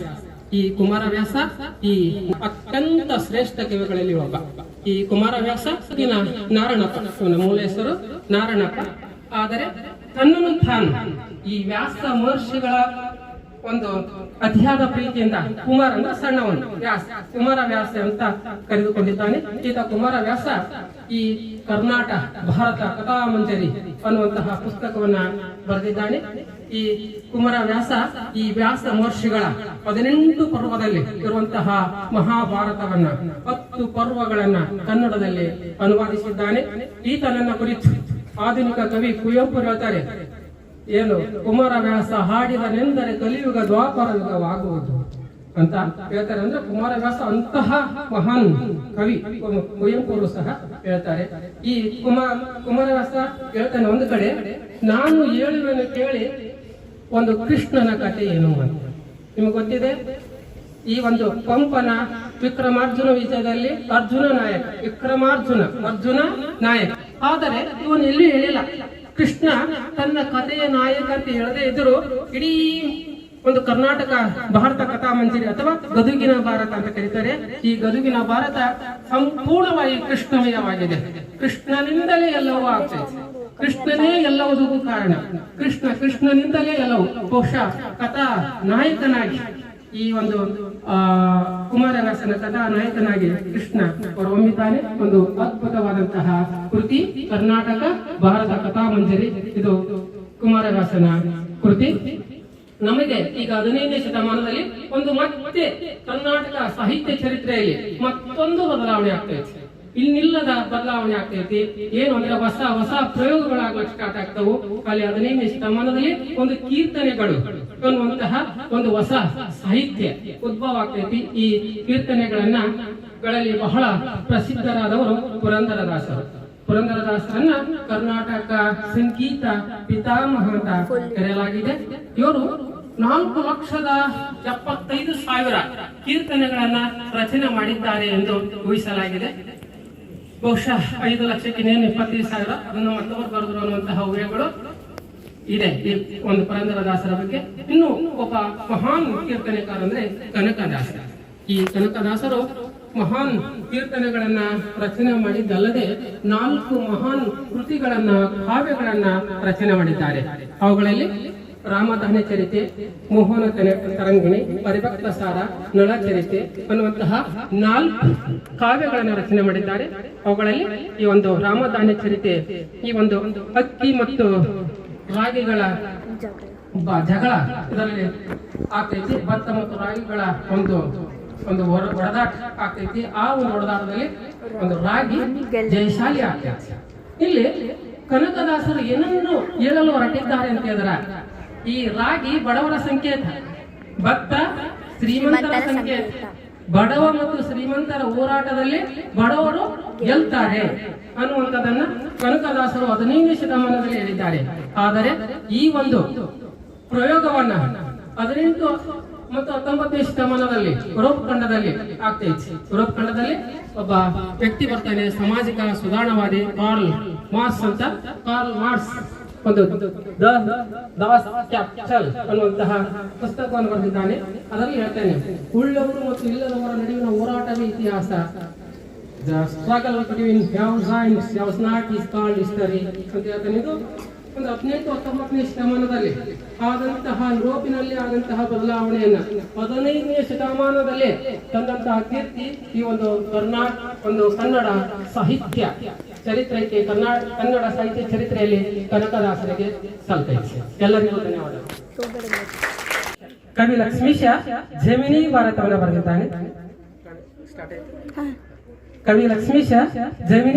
ಬರೆದಿದ್ದಾನೆ.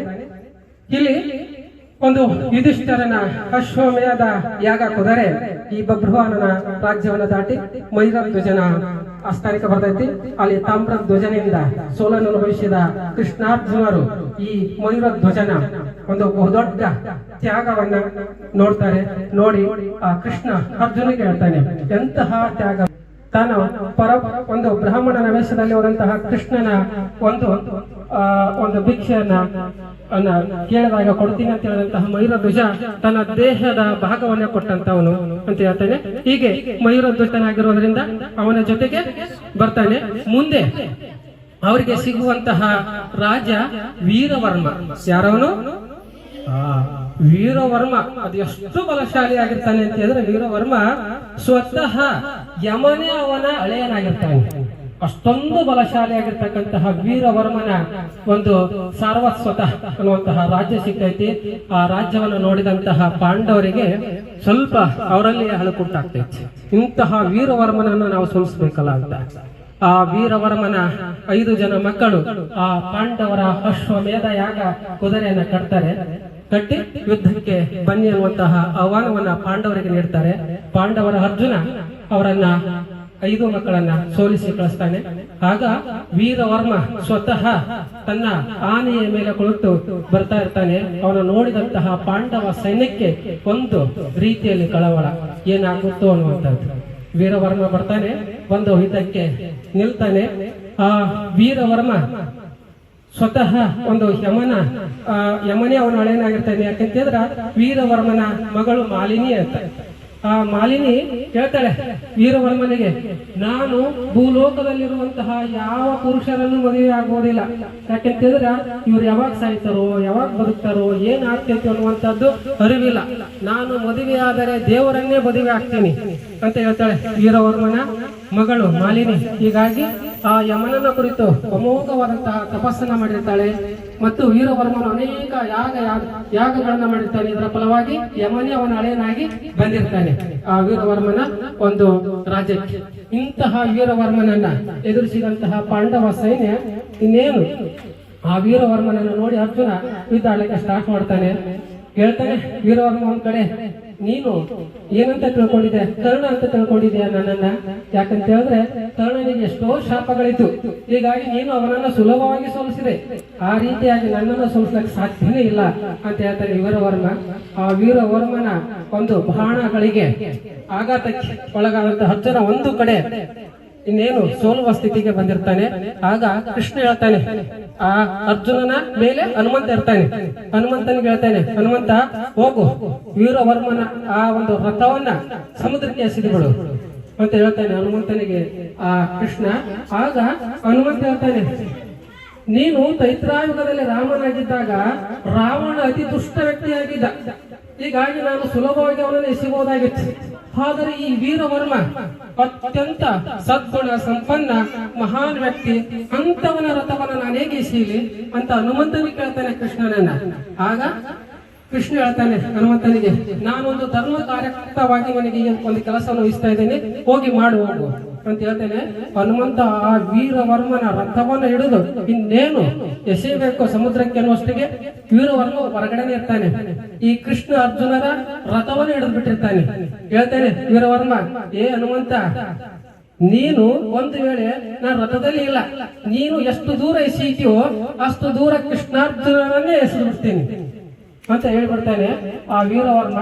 ನಂತರ ಹೇಳ್ತಾನೆ, ಈ ಕೃಷ್ಣ ಎಷ್ಟೋ ವರ್ಷಗಳಾಯ್ತು ಬಂದು ಇಲ್ಲಿ ಆಂಜನೇಯ ಹೇಳ್ತಾನೆ. ಆಂಜನೇಯ ಅವಾಗ ಅವನು ಬಿಡ್ತಾನೆ. ಬಿಟ್ಟಾಗ ಮತ್ತೆ ಯುದ್ಧ ಸ್ಟಾರ್ಟ್ ಆಗ್ತೈತಿ ಅರ್ಜುನ ಮತ್ತು ವೀರವರ್ಮನಿಗೆ. ಆಗ ಕೃಷ್ಣ ಹೇಳಕ್ಕೆ ಸ್ಟಾರ್ಟ್ ಮಾಡ್ತಾನೆ, ಆಹಾ ಎಂತಹ ಒಂದು ಮಹಾನ್ ಪರಾಕ್ರಮಿ ಈ ವೀರವರ್ಮ ಅಂತ. ಆ ವೀರವರ್ಮನ ಒಂದು ಪರಾಕ್ರಮವನ್ನು ಹೊಗಳಿದ ಕೇಳಿದಂತಹ ಅರ್ಜುನ ಅವನನ್ನ ಸೋಲಿಸಲು ಸಾಧ್ಯನೇ ಆಗಲ್ಲ ಅನ್ನುವಂತಹ ನಿರ್ಧಾರಕ್ಕೆ ಬರ್ತಾನೆ. ಆಗ ವೀರವರ್ಮನಿಗೂ ಇವರು ಮುಂದೆ ಹೋಗ್ಬೇಕು ಅನ್ನೋದು ಗೊತ್ತಾಗ್ತೈತಿ. ಹೀಗಾಗಿ ಕೃಷ್ಣನ ಒಂದು ಭಕ್ತನೇ ಆಗಿರ್ತಾನೆ ವೀರವರ್ಮನು. ಅವನ ಪಾದಗಳಿಗೆ ನಮಸ್ಕರಿಸಿ ಆ ಒಂದು ತಮ್ಮ ಆತಿಥ್ಯವನ್ನು ನೀಡಿ ಮತ್ತೆ ಆ ಬಿತ್ತದ ಕುದುರೆಯೊಂದಿಗೆ ವೀರವರ್ಮನು ಮುಂದಕ್ಕೆ ಹೋಗ್ತಾನೆ. ಮುಂದೆ ಬರುವಂತಹ ಮುಂದೆ ಬರ್ತಾ ಇರ್ತಾರೆ ಆ ಪಾಂಡವ ಸೈನ್ಯ. ಮುಂದೆ ಬರ್ತಾ ಬರ್ತಾ ಬರ್ತಾ ಕುದುರೆಗಳೇ ಕಾಣಿಸಲಾಗ್ತವೆ. ಕುದುರೆಗಳೇ ಕಾಣಿಸುವ ತಕ್ಷಣ ಪಾಂಡವರಿಗೆ ಬಹಳ ಏನು ಆಶ್ಚರ್ಯ, ಎಲ್ಲಿ ಹೋದ ಕುದುರೆಗಳು? ಕೃಷ್ಣ ಪಾಂಡವ ಸೈನ್ಯಕ್ಕೆ ಬಹಳ ಆಶ್ಚರ್ಯ ಆಗ್ತೈತೆ, ಎಲ್ಲಿ ಹೋದ ಕುದುರೆಗಳು ಅಂತ ಹೇಳಿ. ಆಗ ಅಲ್ಲಿಗೆ ನಾರದ ಮಹರ್ಷಿಗಳು ಬರ್ತಾರೆ. ನಾರದ ಮಹರ್ಷಿಗಳು ಬಂದು ಹೇಳ್ತಾರೆ, ಅಲ್ಲ ನೀವೇನೇನ್ ನೋಡ್ತಾ ಇದ್ದೀರಿ? ಇದು ಯಾವ ರಾಜ್ಯ ಅಂತ ತಿಳ್ಕೊಂಡಿದ್ದೀರಿ? ಇದು ಕುಂತಳ ರಾಜ್ಯ. ಯಾವ ರಾಜ್ಯ ಅದು? ಕುಂತಳ ರಾಜ್ಯ. ಇದು ಈ ಕುಂತಳ ರಾಜ್ಯದ ರಾಜ್ಯ ಚಂದ್ರಹಾಸ. ಅವನ ಹೆಸರೇನು? ಚಂದ್ರವಾಸ. ಅರ್ಜುನನಿಗೆ ಹೇಳ್ತಾನೆ, ಅರ್ಜುನ ನೀನು ಕುಂತಳ ರಾಜನನ್ನ ಚಂದ್ರಹಾಸನನ್ನ ಸೋಲಿಸ್ತೀಯ? ನೀನು ಇದುವರೆಗೆ ಸೋಲಿಸಿದಂತಹ ರಾಜ್ಯಗಳ ಪೈಕಿ 10 ಪಟ್ಟು ಒಂದು ಧೈರ್ಯಶಾಲಿ, 10 ಪಟ್ಟು ಶಕ್ತಿವಂತ ಈ ಚಂದ್ರಹಾಸನನ್ನ ಸೋಲಿಸ್ತೀಯ ಅನ್ನುವಂತಹ ಕೋಕದ ಮಾತುಗಳನ್ನ ಈ ನಾರದ ಮಹರ್ಷಿಗಳು ಅರ್ಜುನನಿಗೆ ಹೇಳ್ತಾರೆ. ಆಗ ಅರ್ಜುನ, ಯಾರು ಚಂದ್ರಹಾಸ, ಅವನ ಕಥೆ ಏನು ಅಂತ ಕೇಳ್ತಾನೆ. ಆಗ ನಾರದರು ಹೇಳ್ತಾರೆ, ವಿಧಿಯೇ ಅವನನ್ನು ಏನು ಮಾಡದಿರುವಾಗ ನೀನ್ ಹೇಗೆ ಸೋಲಿಸ್ತೀಯ? ಅವನ ಕಥೆಯನ್ನು ಹೇಳ್ತೀನಿ ಕೇಳು ಅಂತೇಳಿ ಆ ಚಂದ್ರಹಾಸನ ಕಥೆಯನ್ನ ಹೇಳಕ್ಕೆ ಸ್ಟಾರ್ಟ್ ಮಾಡ್ತಾರೆ. ಯಾರು? ನಾರದ ಮಹರ್ಷಿಗಳು ಅರ್ಜುನನಿಗೆ ಆ ಕಥೆಯನ್ನ ಚಂದ್ರಹಾಸನ ಕಥೆಯನ್ನ ಕೇಳಿಸ್ತಾರೆ.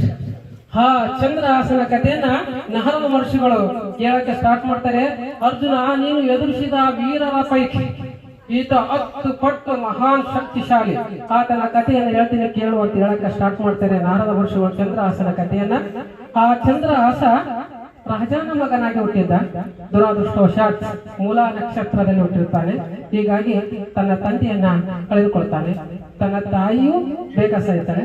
ಒಬ್ಬ ದಾಸಿ ಆತನನ್ನು ಸಾಕ್ತಾಳೆ, ಚಂದ್ರಹಾಸನನ್ನ ಸಾಕ್ತಾಳೆ. ಇನ್ನೇನು 1-5-6 ವರ್ಷದ ಅವನಿರ್ತಾನೆ. ಇದ್ದಾಗ ಆ ದಾಸಿ ಕುಂತಳ ರಾಜ್ಯಕ್ಕೆ ಬರ್ತಾಳೆ. ಆ ಕುಂತಳ ರಾಜ್ಯದಲ್ಲಿ ಆ ದಾಸಿನೂ ಸತ್ತು ಹೋಗ್ತಾಳೆ.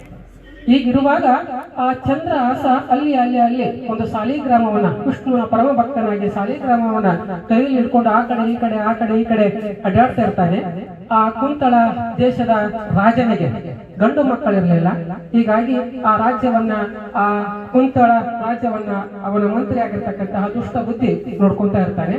ಹೀಗಿರುವಾಗ ಆ ಚಂದ್ರಹಾಸ ಒಂದು ಕಾರ್ಯಕ್ರಮಕ್ಕೆ ಹೋಗಿರ್ತಾನೆ, ದುಷ್ಟ ಬುದ್ಧಿ, ಮತ್ತು ಎಲ್ಲರೂ ಆ ಒಂದು ಕಾರ್ಯಕ್ರಮಕ್ಕೆ ಹೋಗಿರ್ತಾರೆ. ಅಂತಹ ಸಂದರ್ಭದಲ್ಲಿ ಆ ಒಂದು ಚಂದ್ರಹಾಸನು ಆ ಕಾರ್ಯಕ್ರಮಕ್ಕೆ ಸುಮ್ಮನೆ ಏನೋ ಊಟವನ್ನು ಕೊಡ್ತಾರೆ ಅನ್ನುವಂತ ಉದ್ದೇಶಕ್ಕೆ ಹೊರಗಡೆ ನಿಂತ್ಕೊಂಡಿರ್ತಾನೆ. ಆಗ ದುಷ್ಟ ಬುದ್ಧಿಯ ಜೊತೆಗೆ ಇರುವಂತಹ ಬ್ರಾಹ್ಮಣರು ಆ ಚಂದ್ರಹಾಸನನ್ನು ನೋಡ್ತಾರೆ. ಚಂದ್ರಹಾಸನನ್ನು ನೋಡಿ ದುಷ್ಟ ಬುದ್ಧಿ ಹೇಳ್ತಾರೆ, ಈ ಹುಡುಗ ಮುಂದಿನ ರಾಜ್ಯ ಆಗೋದರಲ್ಲಿ ಖಂಡಿತವಾಗಿ ಮುಂದಿನ ರಾಜ್ಯ ಆಗ್ತಾನೆ, ಇವನನ್ನ ಚೆನ್ನಾಗಿ ನೋಡ್ಕೋ ಅಂತ ಹೇಳಿ ದುಷ್ಟ ಬುದ್ಧಿಗೆ ಹೇಳಿ ಆ ಬ್ರಾಹ್ಮಣರು ಹೋಗ್ಬಿಡ್ತಾರೆ. ಈ ದುಷ್ಟ ಬುದ್ಧಿಗೋ ವಿಚಿತ್ರ. ಯಾಕಂತ ಹೇಳಿದ್ರೆ ರಾಜನಿಗೆ ಮಕ್ಕಳಿಲ್ಲದಿದ್ದಾಗೆ ಆ ಮಂತ್ರಿ ತನ್ನ ಮಗ ಮದನ ಮತ್ತು ತನ್ನ ಮಗಳು ವಿಷಯಗೆ ಈ ರಾಜ್ಯ ಸಿಗ್ತೈತಿ ಅನ್ನುವಂತಹ ಒಂದು ದುರಾಲೋಚನೆಯಲ್ಲಿ ಇರ್ತಾನೆ ಅವ ದುಷ್ಟ ಬುದ್ಧಿ. ಇವ ರಾಜ್ಯ ಆಗ್ತಾನ, ಇವನನ್ನ ಕೊಲ್ಲಿಸಿಬಿಟ್ರಾಯ್ತು ಅಂತ ದುಷ್ಟ ಬುದ್ಧಿಯಲ್ಲಿ ದುಷ್ಟ ಆಲೋಚನೆಗಳು ಬಂದ್ಬಿಡ್ತಾವ. ಹೀಗಾಗಿ ಆ ದುಷ್ಟ ಬುದ್ಧಿ ಏನ್ ಮಾಡ್ತಾನೆ ಅಂದ್ರ 4-5 ಕಟಕರನ್ನ ಕೊಟ್ಟು ಕಳಿಸಿ ಇವನನ್ನ ಕೊಂದು ಬಿಡಿ ಅಂತ ಹೇಳ್ತಾನೆ. ಆಗ ಆ ದುಷ್ಟ ಬುದ್ಧಿ ಆ ಒಂದು ಕಟಕರನ್ನ ಕೊಟ್ಟು ಈ ಚಂದ್ರಹಾಸನನ್ನ ಈ ಹುಡುಗನನ್ನ ಕೊಂದ್ಬಿಡ್ರಿ ಅಂತ ಹೇಳಿ ಕಾಡಿನಲ್ಲಿ ಅಂತ ಕಳಿಸ್ತಾನೆ. ಕಾಡಿನಿಗೆ ಕರ್ಕೊಂಡು ಹೋಗ್ತಾರೆ ಆ ಒಂದು ಕಟುಕರು ಕರ್ಕೊಂಡು ಹೋಗಿ ಇವನನ್ನು ಕೊಲ್ಲಬೇಕು ಅಂತ ನೋಡ್ತಾರೆ ಚಂದ್ರಹಾಸನನ್ನ. ಆದರೆ ಅವರ ಮನಸ್ಸಿನಲ್ಲಿ ಈ ಹುಡುಗನನ್ನು ಕೊಂದು ನಾವೇನು ಸಾಧಿಸಬೇಕಾಗಿದೆ, ಆದ್ರೆ ಕೊಲ್ಲದೇ ಇದ್ದಾಗ ಈ ಕರ್ತವ್ಯ ಲೋಪ ಆಗ್ತೈತಿ. ದುಷ್ಟ ಬುದ್ಧಿ ನಮ್ಮನ್ನು ಬಿಡಲ್ಲ. ಏನ್ ಮಾಡುವುದು ಅನ್ನುವಂತಹ ಗೊಂದಲ ಅವರಲ್ಲಿ ಉಂಟಾಗ್ತೈತಿ. ಏನೋ ಒಟ್ಟಿನ ಮೇಲೆ ಹುಡುಗನನ್ನು ಉಳಿಸೋಣ, ಏನೋ ಗುರುತನ್ನ ಒಯ್ದು ಬಿಡೋಣ ಅಂತೇಳಿ ಅವನಿಗೆ 6 ಬಳಗಳಿರ್ತಾವ. ಚಂದ್ರಹಾಸನಿಗೆ 1 ಬಳನ್ನ ಕಟ್ ಮಾಡ್ಕೊಂತಾರೆ, ಅಲ್ಲೇ ಬಿಡ್ತಾರೆ. ಆ ಹುಡುಗನನ್ನ ಬಿಟ್ಟು ಹೋಗ್ಬಿಡ್ತಾರೆ. ಹೋಗಿ ದುಷ್ಟ ಬುದ್ಧಿ ತೋರಿಸ್ತಾರೆ, ನಾವಂತೂ ಕೊಂದು ನಿಮಗೆ ಗುರುತನ್ನ ತಂದಿದ್ದೀವಿ ಅಂತ ತೋರಿಸ್ತಾರೆ ದುಷ್ಟ ಬುದ್ಧಿನೂ ಅಲ್ಲಿಗೆ ಬಿಟ್ಬಿಡ್ತಾನೆ. ಆದ್ರೆ ಈ ಹುಡುಗ ಅಲ್ಲೇ ಕಾಡಿನಲ್ಲಿ ಎಷ್ಟೊಂದು ಆ ಸಿಂಹಗಳು ಸಹ ಇವನಿಗೆ ಸ್ನೇಹಿತರಾಗ್ತಾವು. ಅಷ್ಟೊಂದು ಎಲ್ಲ ಏನು ಮಾಡಲ್ಲ. ಅಷ್ಟೊಂದು ಒಂದು ಕಾಡಿನಲ್ಲಿ ಇರ್ತಾನೆ ಆ ಚಂದ್ರಹಾಸ. ಅಲ್ಲೇ ದುಷ್ಟ ಬುದ್ಧಿಯ ಕುಂತಲ ರಾಜ್ಯದ ಪಕ್ಕದ ರಾಜ್ಯದ ರಾಜ ಅಲ್ಲಿಗೆ ಬರ್ತಾನೆ, ನೋಡ್ತಾನೆ ಚಂದ್ರಹಾಸನನ್ನ ನೋಡ್ತಾನೆ. ಚಂದ್ರಹಾಸನ ನೋಡಿ ಮನೆಗೆ ಕರ್ಕೊಂಡು ಹೋಗ್ತಾನೆ. ಮನೆಗೆ ಕರ್ಕೊಂಡು ಹೋಗಿ ಅವನನ್ನ ಬೆಳೆಸ್ತಾನೆ. ಯೌವನಾವಸ್ಥೆಗೆ ಬರ್ತಾನೆ ಚಂದ್ರಹಾಸ. ಯೌವನಾವಸ್ಥೆಗೆ ಬಂದಾಗ ಆ ಒಂದು ದುಷ್ಟ ಬುದ್ಧಿಯ ಜೊತೆಗೆ ಕೆಲವೊಂದು ವ್ಯವಹಾರಗಳು, ಅವನು ಮಹಾರಾಜನಾಗಿರ್ತಾರೆ ಈ ಕುಂತಳ ರಾಜ್ಯ, ಅವನ ಸಾಮಂತ ಅರಸ ಇವರು. ಹೀಗಾಗಿ ಕೆಲವೊಂದು ಕಪ್ಪು ಕಾಣಿಕೆಗಳನ್ನು ಕೊಡ್ಲಕ್ ಹೋದಾಗ ಅಲ್ಲಿ ಹೋದಾಗ ಇವ ಚಂದ್ರಹಾಸ ಅನ್ನೋದು ನಾ ಕೊಲ್ಲಕ್ ಕಳಿಸಿದವನು ಇವನೇ ಅನ್ನೋದು ದುಷ್ಟ ಬುದ್ಧಿಗೆ ಗೊತ್ತಾಗ್ತೈತಿ. ಹೀಗಾಗಿ ಹೇಗಾದ್ರೂ ಮಾಡಿ ಅಲ್ಲಿಗೆ ಹೋಗಿ ಇವನನ್ನು ಕೊಲ್ಲಿಸ್ಲೇಬೇಕು ಅನ್ನುವಂತಹ ಆಲೋಚನೆ ದುಷ್ಟ ಬುದ್ಧಿಗೆ ಬರ್ತೈತಿ. ಆ ರಾಜ್ಯಕ್ಕೆ ಬರ್ತಾನೆ. ಆ ರಾಜ್ಯಕ್ಕೆ ಬಂದು ಚಂದ್ರಹಾಸನಿಗೆ ಹೇಳ್ತಾನೆ, ನನ್ನ ರಾಜ್ಯದಲ್ಲಿ ಕುಂತಳ ರಾಜ್ಯದಲ್ಲಿ ಒಂದು ಬಹಳ ತುರ್ತಾಗಿರ್ತಕ್ಕಂತಹ ಒಂದು ಕಾರ್ಯಕ್ರಮ ಇದೆ. ಹೀಗಾಗಿ ನೀನು ಈ ಓಲೆಯವನ್ನ ಹೋಗಿ ನನ್ನ ಮಗನಾದ ಮದನಿಗೆ ಕೊಡು ಅಂತ ಹೇಳ್ತಾನೆ. ಆ ಚಂದ್ರಹಾಸ ಮತ್ತೆ ಹೇಳ್ತಾನೆ ದುಷ್ಟ ಬುದ್ಧಿ, ಈ ಓಲೆಯನ್ನ ತೆಗಿಲಕ್ ಹೋಗ್ಬೇಡ, ನೀನು ನೋಡ್ಲಕ್ ಹೋಗ್ಬೇಡ, ತಕ್ಷಣನೇ ಹೋಗಿ ನನ್ನ ಮಗನಾದಂತಹ ಕುಂತಳ ರಾಜ್ಯದಲ್ಲಿ ಇರ್ತಕ್ಕಂಥ ಮದನಿಗೆ ಕೊಟ್ಬಿಡು ಅಂತ ಕಳಿಸ್ತಾನೆ. ಆ ಚಂದ್ರಹಾಸ ಆ ಓಲೆಯನ್ನ ತೆಗೆದುಕೊಂಡು ಬರ್ತಾ ಇರ್ತಾನೆ. ಅವನು ನೋಡುವಂತ ಅವಶ್ಯಕತೆ ಇರಲ್ಲ. ಬರ್ತಾ ಆ ಕುಂತಳ ರಾಜ್ಯಕ್ಕೆ ಬರ್ತಾನೆ. ಒಂದು ಮಾವಿನ ಮರದ ಕೆಳಗಡೆ ಮಲ್ಕೊಂಡಿರ್ತಾನೆ. ಆಗ ಆ ದುಷ್ಟ ಬುದ್ಧಿಯ ಮಗಳು ವಿಷಯ ತನ್ನ ಗೆಳತಿಯರೊಂದಿಗೆ ಅದೇ ಒಂದು ಕಾಡಿಗೆ ಬಂದಿರ್ತಾಳೆ. ಆಗ ಅಲ್ಲಿ ಕಾಡಿನಲ್ಲಿ ಆಕೆಗೆ ತುಂಬಾ ಮಾವಿನ ಹಣ್ಣುಗಳನ್ನು ತಿನ್ಬೇಕು ಅನ್ನುವಂತ ಆಸೆ ಆಗ್ತೈತಿ. ಹೀಗಾಗಿ ಎಲ್ಲ ಗೆಳತಿಯರನ್ನ ಬಿಟ್ಟು ಆ ಮಾವಿನ ಹಣ್ಣಿನ ಗಿಡದ ಹತ್ರ ಬರ್ತಾಳೆ, ನೋಡ್ತಾಳೆ, ಅವನು ಮಕ್ಕೊಂಡಿದ್ದಾನೆ ಚಂದ್ರಹಾಸ. ಎಷ್ಟು ಚಿಗುರು ಮೀಸೆಯ ಬಹಳ ಸುಂದರವಂತನಾದಂತಹ ಚಂದ್ರಹಾಸ ಮಲಗಿದ್ದಾನೆ. ಆತನನ್ನ ನೋಡಿದ ಕ್ಷಣ ಆಕೆಯ ಮನಸ್ಸು ಅವನಿಗೆ ಸೋತು ಬಿಡ್ತೈತಿ. ಯಾಕೆಂತಂದ್ರೆ ಅತ್ಯಂತ ಸುಂದರವಾದಂತಹ ಪುರುಷ, ಇವನ್ ಯಾರಿರಬಹುದು, ಮನ್ಮತೆ ಇರಬಹುದಾ ಅನ್ನುವಂತಹ ಆಲೋಚನೆ ಆಕೆಯಲ್ಲಿ ಹುಡ್ತೈತಿ ವಿಷಯ ನಮ್ಮ ಮನಸ್ಸಿನಲ್ಲಿ. ಈಗ ಏನಾದ್ರೂ ಇರಬಹುದು, ಎಷ್ಟೊಂದು ಸೌಂದರ್ಯವಂತನಿದ್ದಾನೆ, ಇವನ್ ಯಾರಿರಬಹುದು ಅನ್ನುವಂತಹ ಆಲೋಚನೆ ಆ ವಿಷಯಕ್ಕೆ ಬಂದ್ಬಿಡ್ತೈತಿ. ಏನಿರಬಹುದು, ಇವನು ಮಲ್ಕೊಂಡಿದ್ದಾನೆ, ಇವನ ಹತ್ರ ಒಂದು ಓಲೆ ಇದೆ, ಓಲೆಯನ್ನು ತೆಗೆದು ನೋಡಿದ್ರೆ ಆಯ್ತು ಇವನ್ ಯಾರು ಅಂತ ಗೊತ್ತಾಗ್ತೈತಿ ಅಂತ ನೋಡ್ತಾಳೆ. ಓಲೆಯನ್ನ ತೆಗೆದು ನೋಡ್ತಾಳೆ, ಸ್ವತಃ ತನ್ನ ತಂದೆಯ ದುಷ್ಟ ಬುದ್ಧಿಯ ಅಕ್ಷರಗಳು. ಏನಿದು ಅನ್ನುವಂತಹ ಆಶ್ಚರ್ಯ ಆ ಓಲೆಯಲ್ಲಿ ಬರೆದು ಬಿಟ್ಟಿರ್ತೈತಿ. ಇವನನ್ನ ನೋಡಿದ ತಕ್ಷಣ ವಿಷವನ್ನು ಕೊಟ್ಟು ಬಿಡಿ ಅಂತ ಬರೆದು ಬಿಡ್ತೈತಿ. ಈಗ ನೋಡ್ತಾಳೆ, ಇವನನ್ನು ನೋಡಿದ ತಕ್ಷಣ ಇಂಥವನನ್ನ ಸಹಿಸುವುದ ಅನ್ನುವಂತ ಮನಸ್ಸಿನಲ್ಲಿ ಬರ್ತೈತಿ. ಹೀಗಾಗಿ ತನ್ನ ಕಾಡಿಗೆಯಿಂದ ತೆಗೆದುಕೊಂಡು ತನ್ನ ಉಗುರಿನಿಂದ ಒಂದು ಅಕ್ಷರವನ್ನು ತಿದ್ದು ಬಿಡ್ತಾಳೆ. ಈತನನ್ನ ನೋಡಿದ ತಕ್ಷಣ ವಿಷಯವನ್ನು ಕೊಟ್ಟು ಬಿಡಿ ಮಾಡಿಬಿಡ್ತಾಳೆ. ಅಂದ್ರೆ ಮದುವೆ ಮಾಡಿಬಿಡಿ ಅನ್ನುವಂತ ಅರ್ಥದಲ್ಲಿ ಮಾಡಿಬಿಡ್ತಾಳೆ. ವಿಷವನ್ನು ಕೊಟ್ಟು ಬಿಡಿ, ಹೋಗಿ ವಿಷಯವನ್ನು ಕೊಟ್ಟು ಬಿಡಿ ಅನ್ನುವಂತಹ ಅರ್ಥದಲ್ಲಿ ಒಂದು ಸಣ್ಣ ಬದಲಾವಣೆಗಳನ್ನ ಮಾಡಿಬಿಡ ಆತ ಅದು ಮಾಡಿ ಆಕೆ ಹೋಗ್ಬಿಡ್ತಾಳೆ. ಅದರ ಅರಿವೇ ಇಲ್ಲದಂತಹ ಚಂದ್ರಹಾಸ ಹೋಗಿ ತನ್ನ ಆ ದುಷ್ಟ ಬುದ್ಧಿಯ ಮಗನಾದಂತಹ ಮದನಿಗೆ ಆ ಲೆಟರ್ ಅನ್ನ ಕೊಟ್ಬಿಡ್ತಾಳೆ.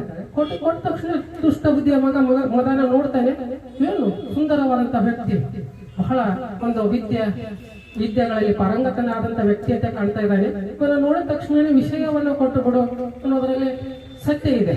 ಯಾಕಂದ್ರೆ ತಂಗಿಯನ್ನು ಕೊಟ್ಟು ಮದುವೆ ಮಾಡಿ ಬಿಡುವಂತ ತಂದೆ ಹೇಳಿದ್ದಾನೆ ಅಂತ ಆತ ಭಾವಿಸಿ ಮದುವೆ ಸ್ಟಾರ್ಟ್ ಮಾಡೇ ಬಿಡ್ತಾನೆ.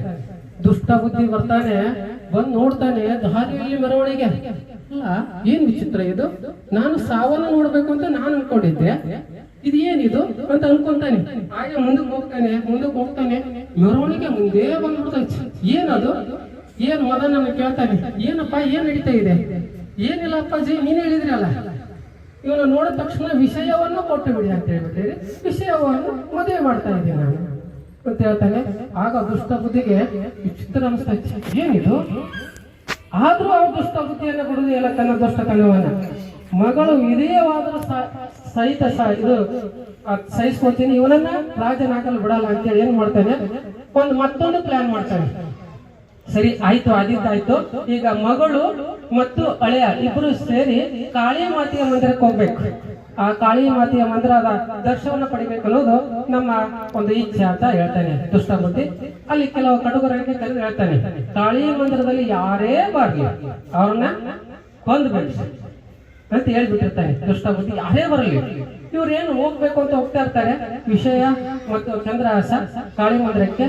ಆಗ ಆ ರಾಜ್ಯಗೆ ಕೆಲವರು ಬ್ರಾಹ್ಮಣರು ಹೇಳ್ತಾರೆ, ಏನು ಅಂತ ಹೇಳಿದ್ರೆ, ಈ ರಾಜ್ಯ ನಿನಗಂತೂ ನಿನ್ನ ಮಕ್ಕಳಂತೂ ಇಲ್ಲ, ಹೀಗಾಗಿ ಚಂದ್ರಹಾಸ ಮಹಾನ್ ಶಕ್ತಿಶಾಲಿ, ಮಹಾನ್ ಧನುರ್ವಿದ್ಯೆಯಲ್ಲಿ ಬಳಸ್ತ ಪಳಗಿತನಾಗಿದ್ದಾನೆ, ಹೀಗಾಗಿ ಊರಿಗೆ ಬಂದಿದ್ದಾನೆ, ಅವನನ್ನ ಕರೆದು ರಾಜನಾಗಿ ಮಾಡಿಬಿಡು, ಕರೆಸಿಬಿಡ್ರಿ ಅಂತ ಹೇಳ್ತಾನೆ. ಹೀಗಾಗಿ ಅವನನ್ನು ಕರಿಲಿಕ್ಕೆ ಕೆಲವು ರಾಜ್ಯ ಭಟ್ರು ದಾರಿಯಲ್ಲಿ ಬರ್ತಾರೆ. ಈ ಮದನ ಅಲ್ಲಿಗೆ ಹೋಗಿ, ನೀವ್ ಯಾಕೆ ಹೋಗ್ತೀರಿ, ನಾನೇ ಹೋಗ್ಬಿಡ್ತೀನಿ ಕಾಳಿ ಮಂದಿರಕ್ಕೆ ಅಂತ ಮದನ ಕಾಳಿ ಮಂದಿರಕ್ಕೆ ಹೋಗ್ತಾನೆ. ಅಲ್ಲಿ ಇದ್ದಂತ ಕಟುಗರು ಆ ಮದನನನ್ನ ದುಷ್ಟ ಬುದ್ಧಿಯ ಮಗನನ್ನ ಕೊಂದ್ಬಿಡ್ತಾರೆ. ದುಷ್ಟ ಬುದ್ಧಿ ಹೋಗಿ ನೋಡ್ತಾನೆ, ಸತ್ತಾರ ಇಲ್ಲ ಅಂತೇಳಿ ವಿಷಯ ಮತ್ತು ಚಂದ್ರಹಾಸ ಸ್ವತಃ ಮಗನೇ ಸತ್ತು ಬಿಟ್ಬಿಟ್ಟಿರ್ತಾನೆ ಮದನ. ಹೀಗಾಗಿ ದುಷ್ಟ ಬುದ್ಧಿಗೆ ವಿಪರೀತವಾದಂತಹ ದುಃಖ ಆಗ್ತೈತಿ, ಅವನು ಸಾಯ್ತಾನೆ. ಹೀಗಾಗಿ ಇವನು ಚಂದ್ರಹಾಸ ರಾಜನಾಗ್ತಾನೆ. ರಾಜನಾಗಿ ಮತ್ತೆ ಹೋಗಿ ನೋಡ್ತಾನೆ, ಇಬ್ರು ಸತ್ತಿರ್ತಾರೆ. ಮತ್ತೆ ಆ ಕಾಳಿ ದೇವಿಯಲ್ಲಿ ಒಂದು ಪ್ರಾರ್ಥನೆಯನ್ನು ಮಾಡ್ತಾನೆ. ಆ ಕಾಳಿ ದೇವಿ ಈತನ ಒಂದು ಪ್ರಾರ್ಥನೆಗೆ ಒಲಿದು ಬರ್ತಾಳೆ, ಇವರನ್ನ ಬದುಕಿಸ್ತಾಳೆ. ಇಂತಹ ವ್ಯಕ್ತಿ ಚಂದ್ರಹಾಸ, ಯಾವ ವಿಧಿಯೇ ಏನು ಮಾಡಲಾಗದಂತಹ ಚಂದ್ರಹಾಸನನ್ನ ನೀವು ಸೋಲಿಸ್ತೀರಿ ಅಂತ ನಾರದ ವರ್ಷಗಳು ಅರ್ಜುನನನ್ನ ಕೇಳ್ತಾರೆ.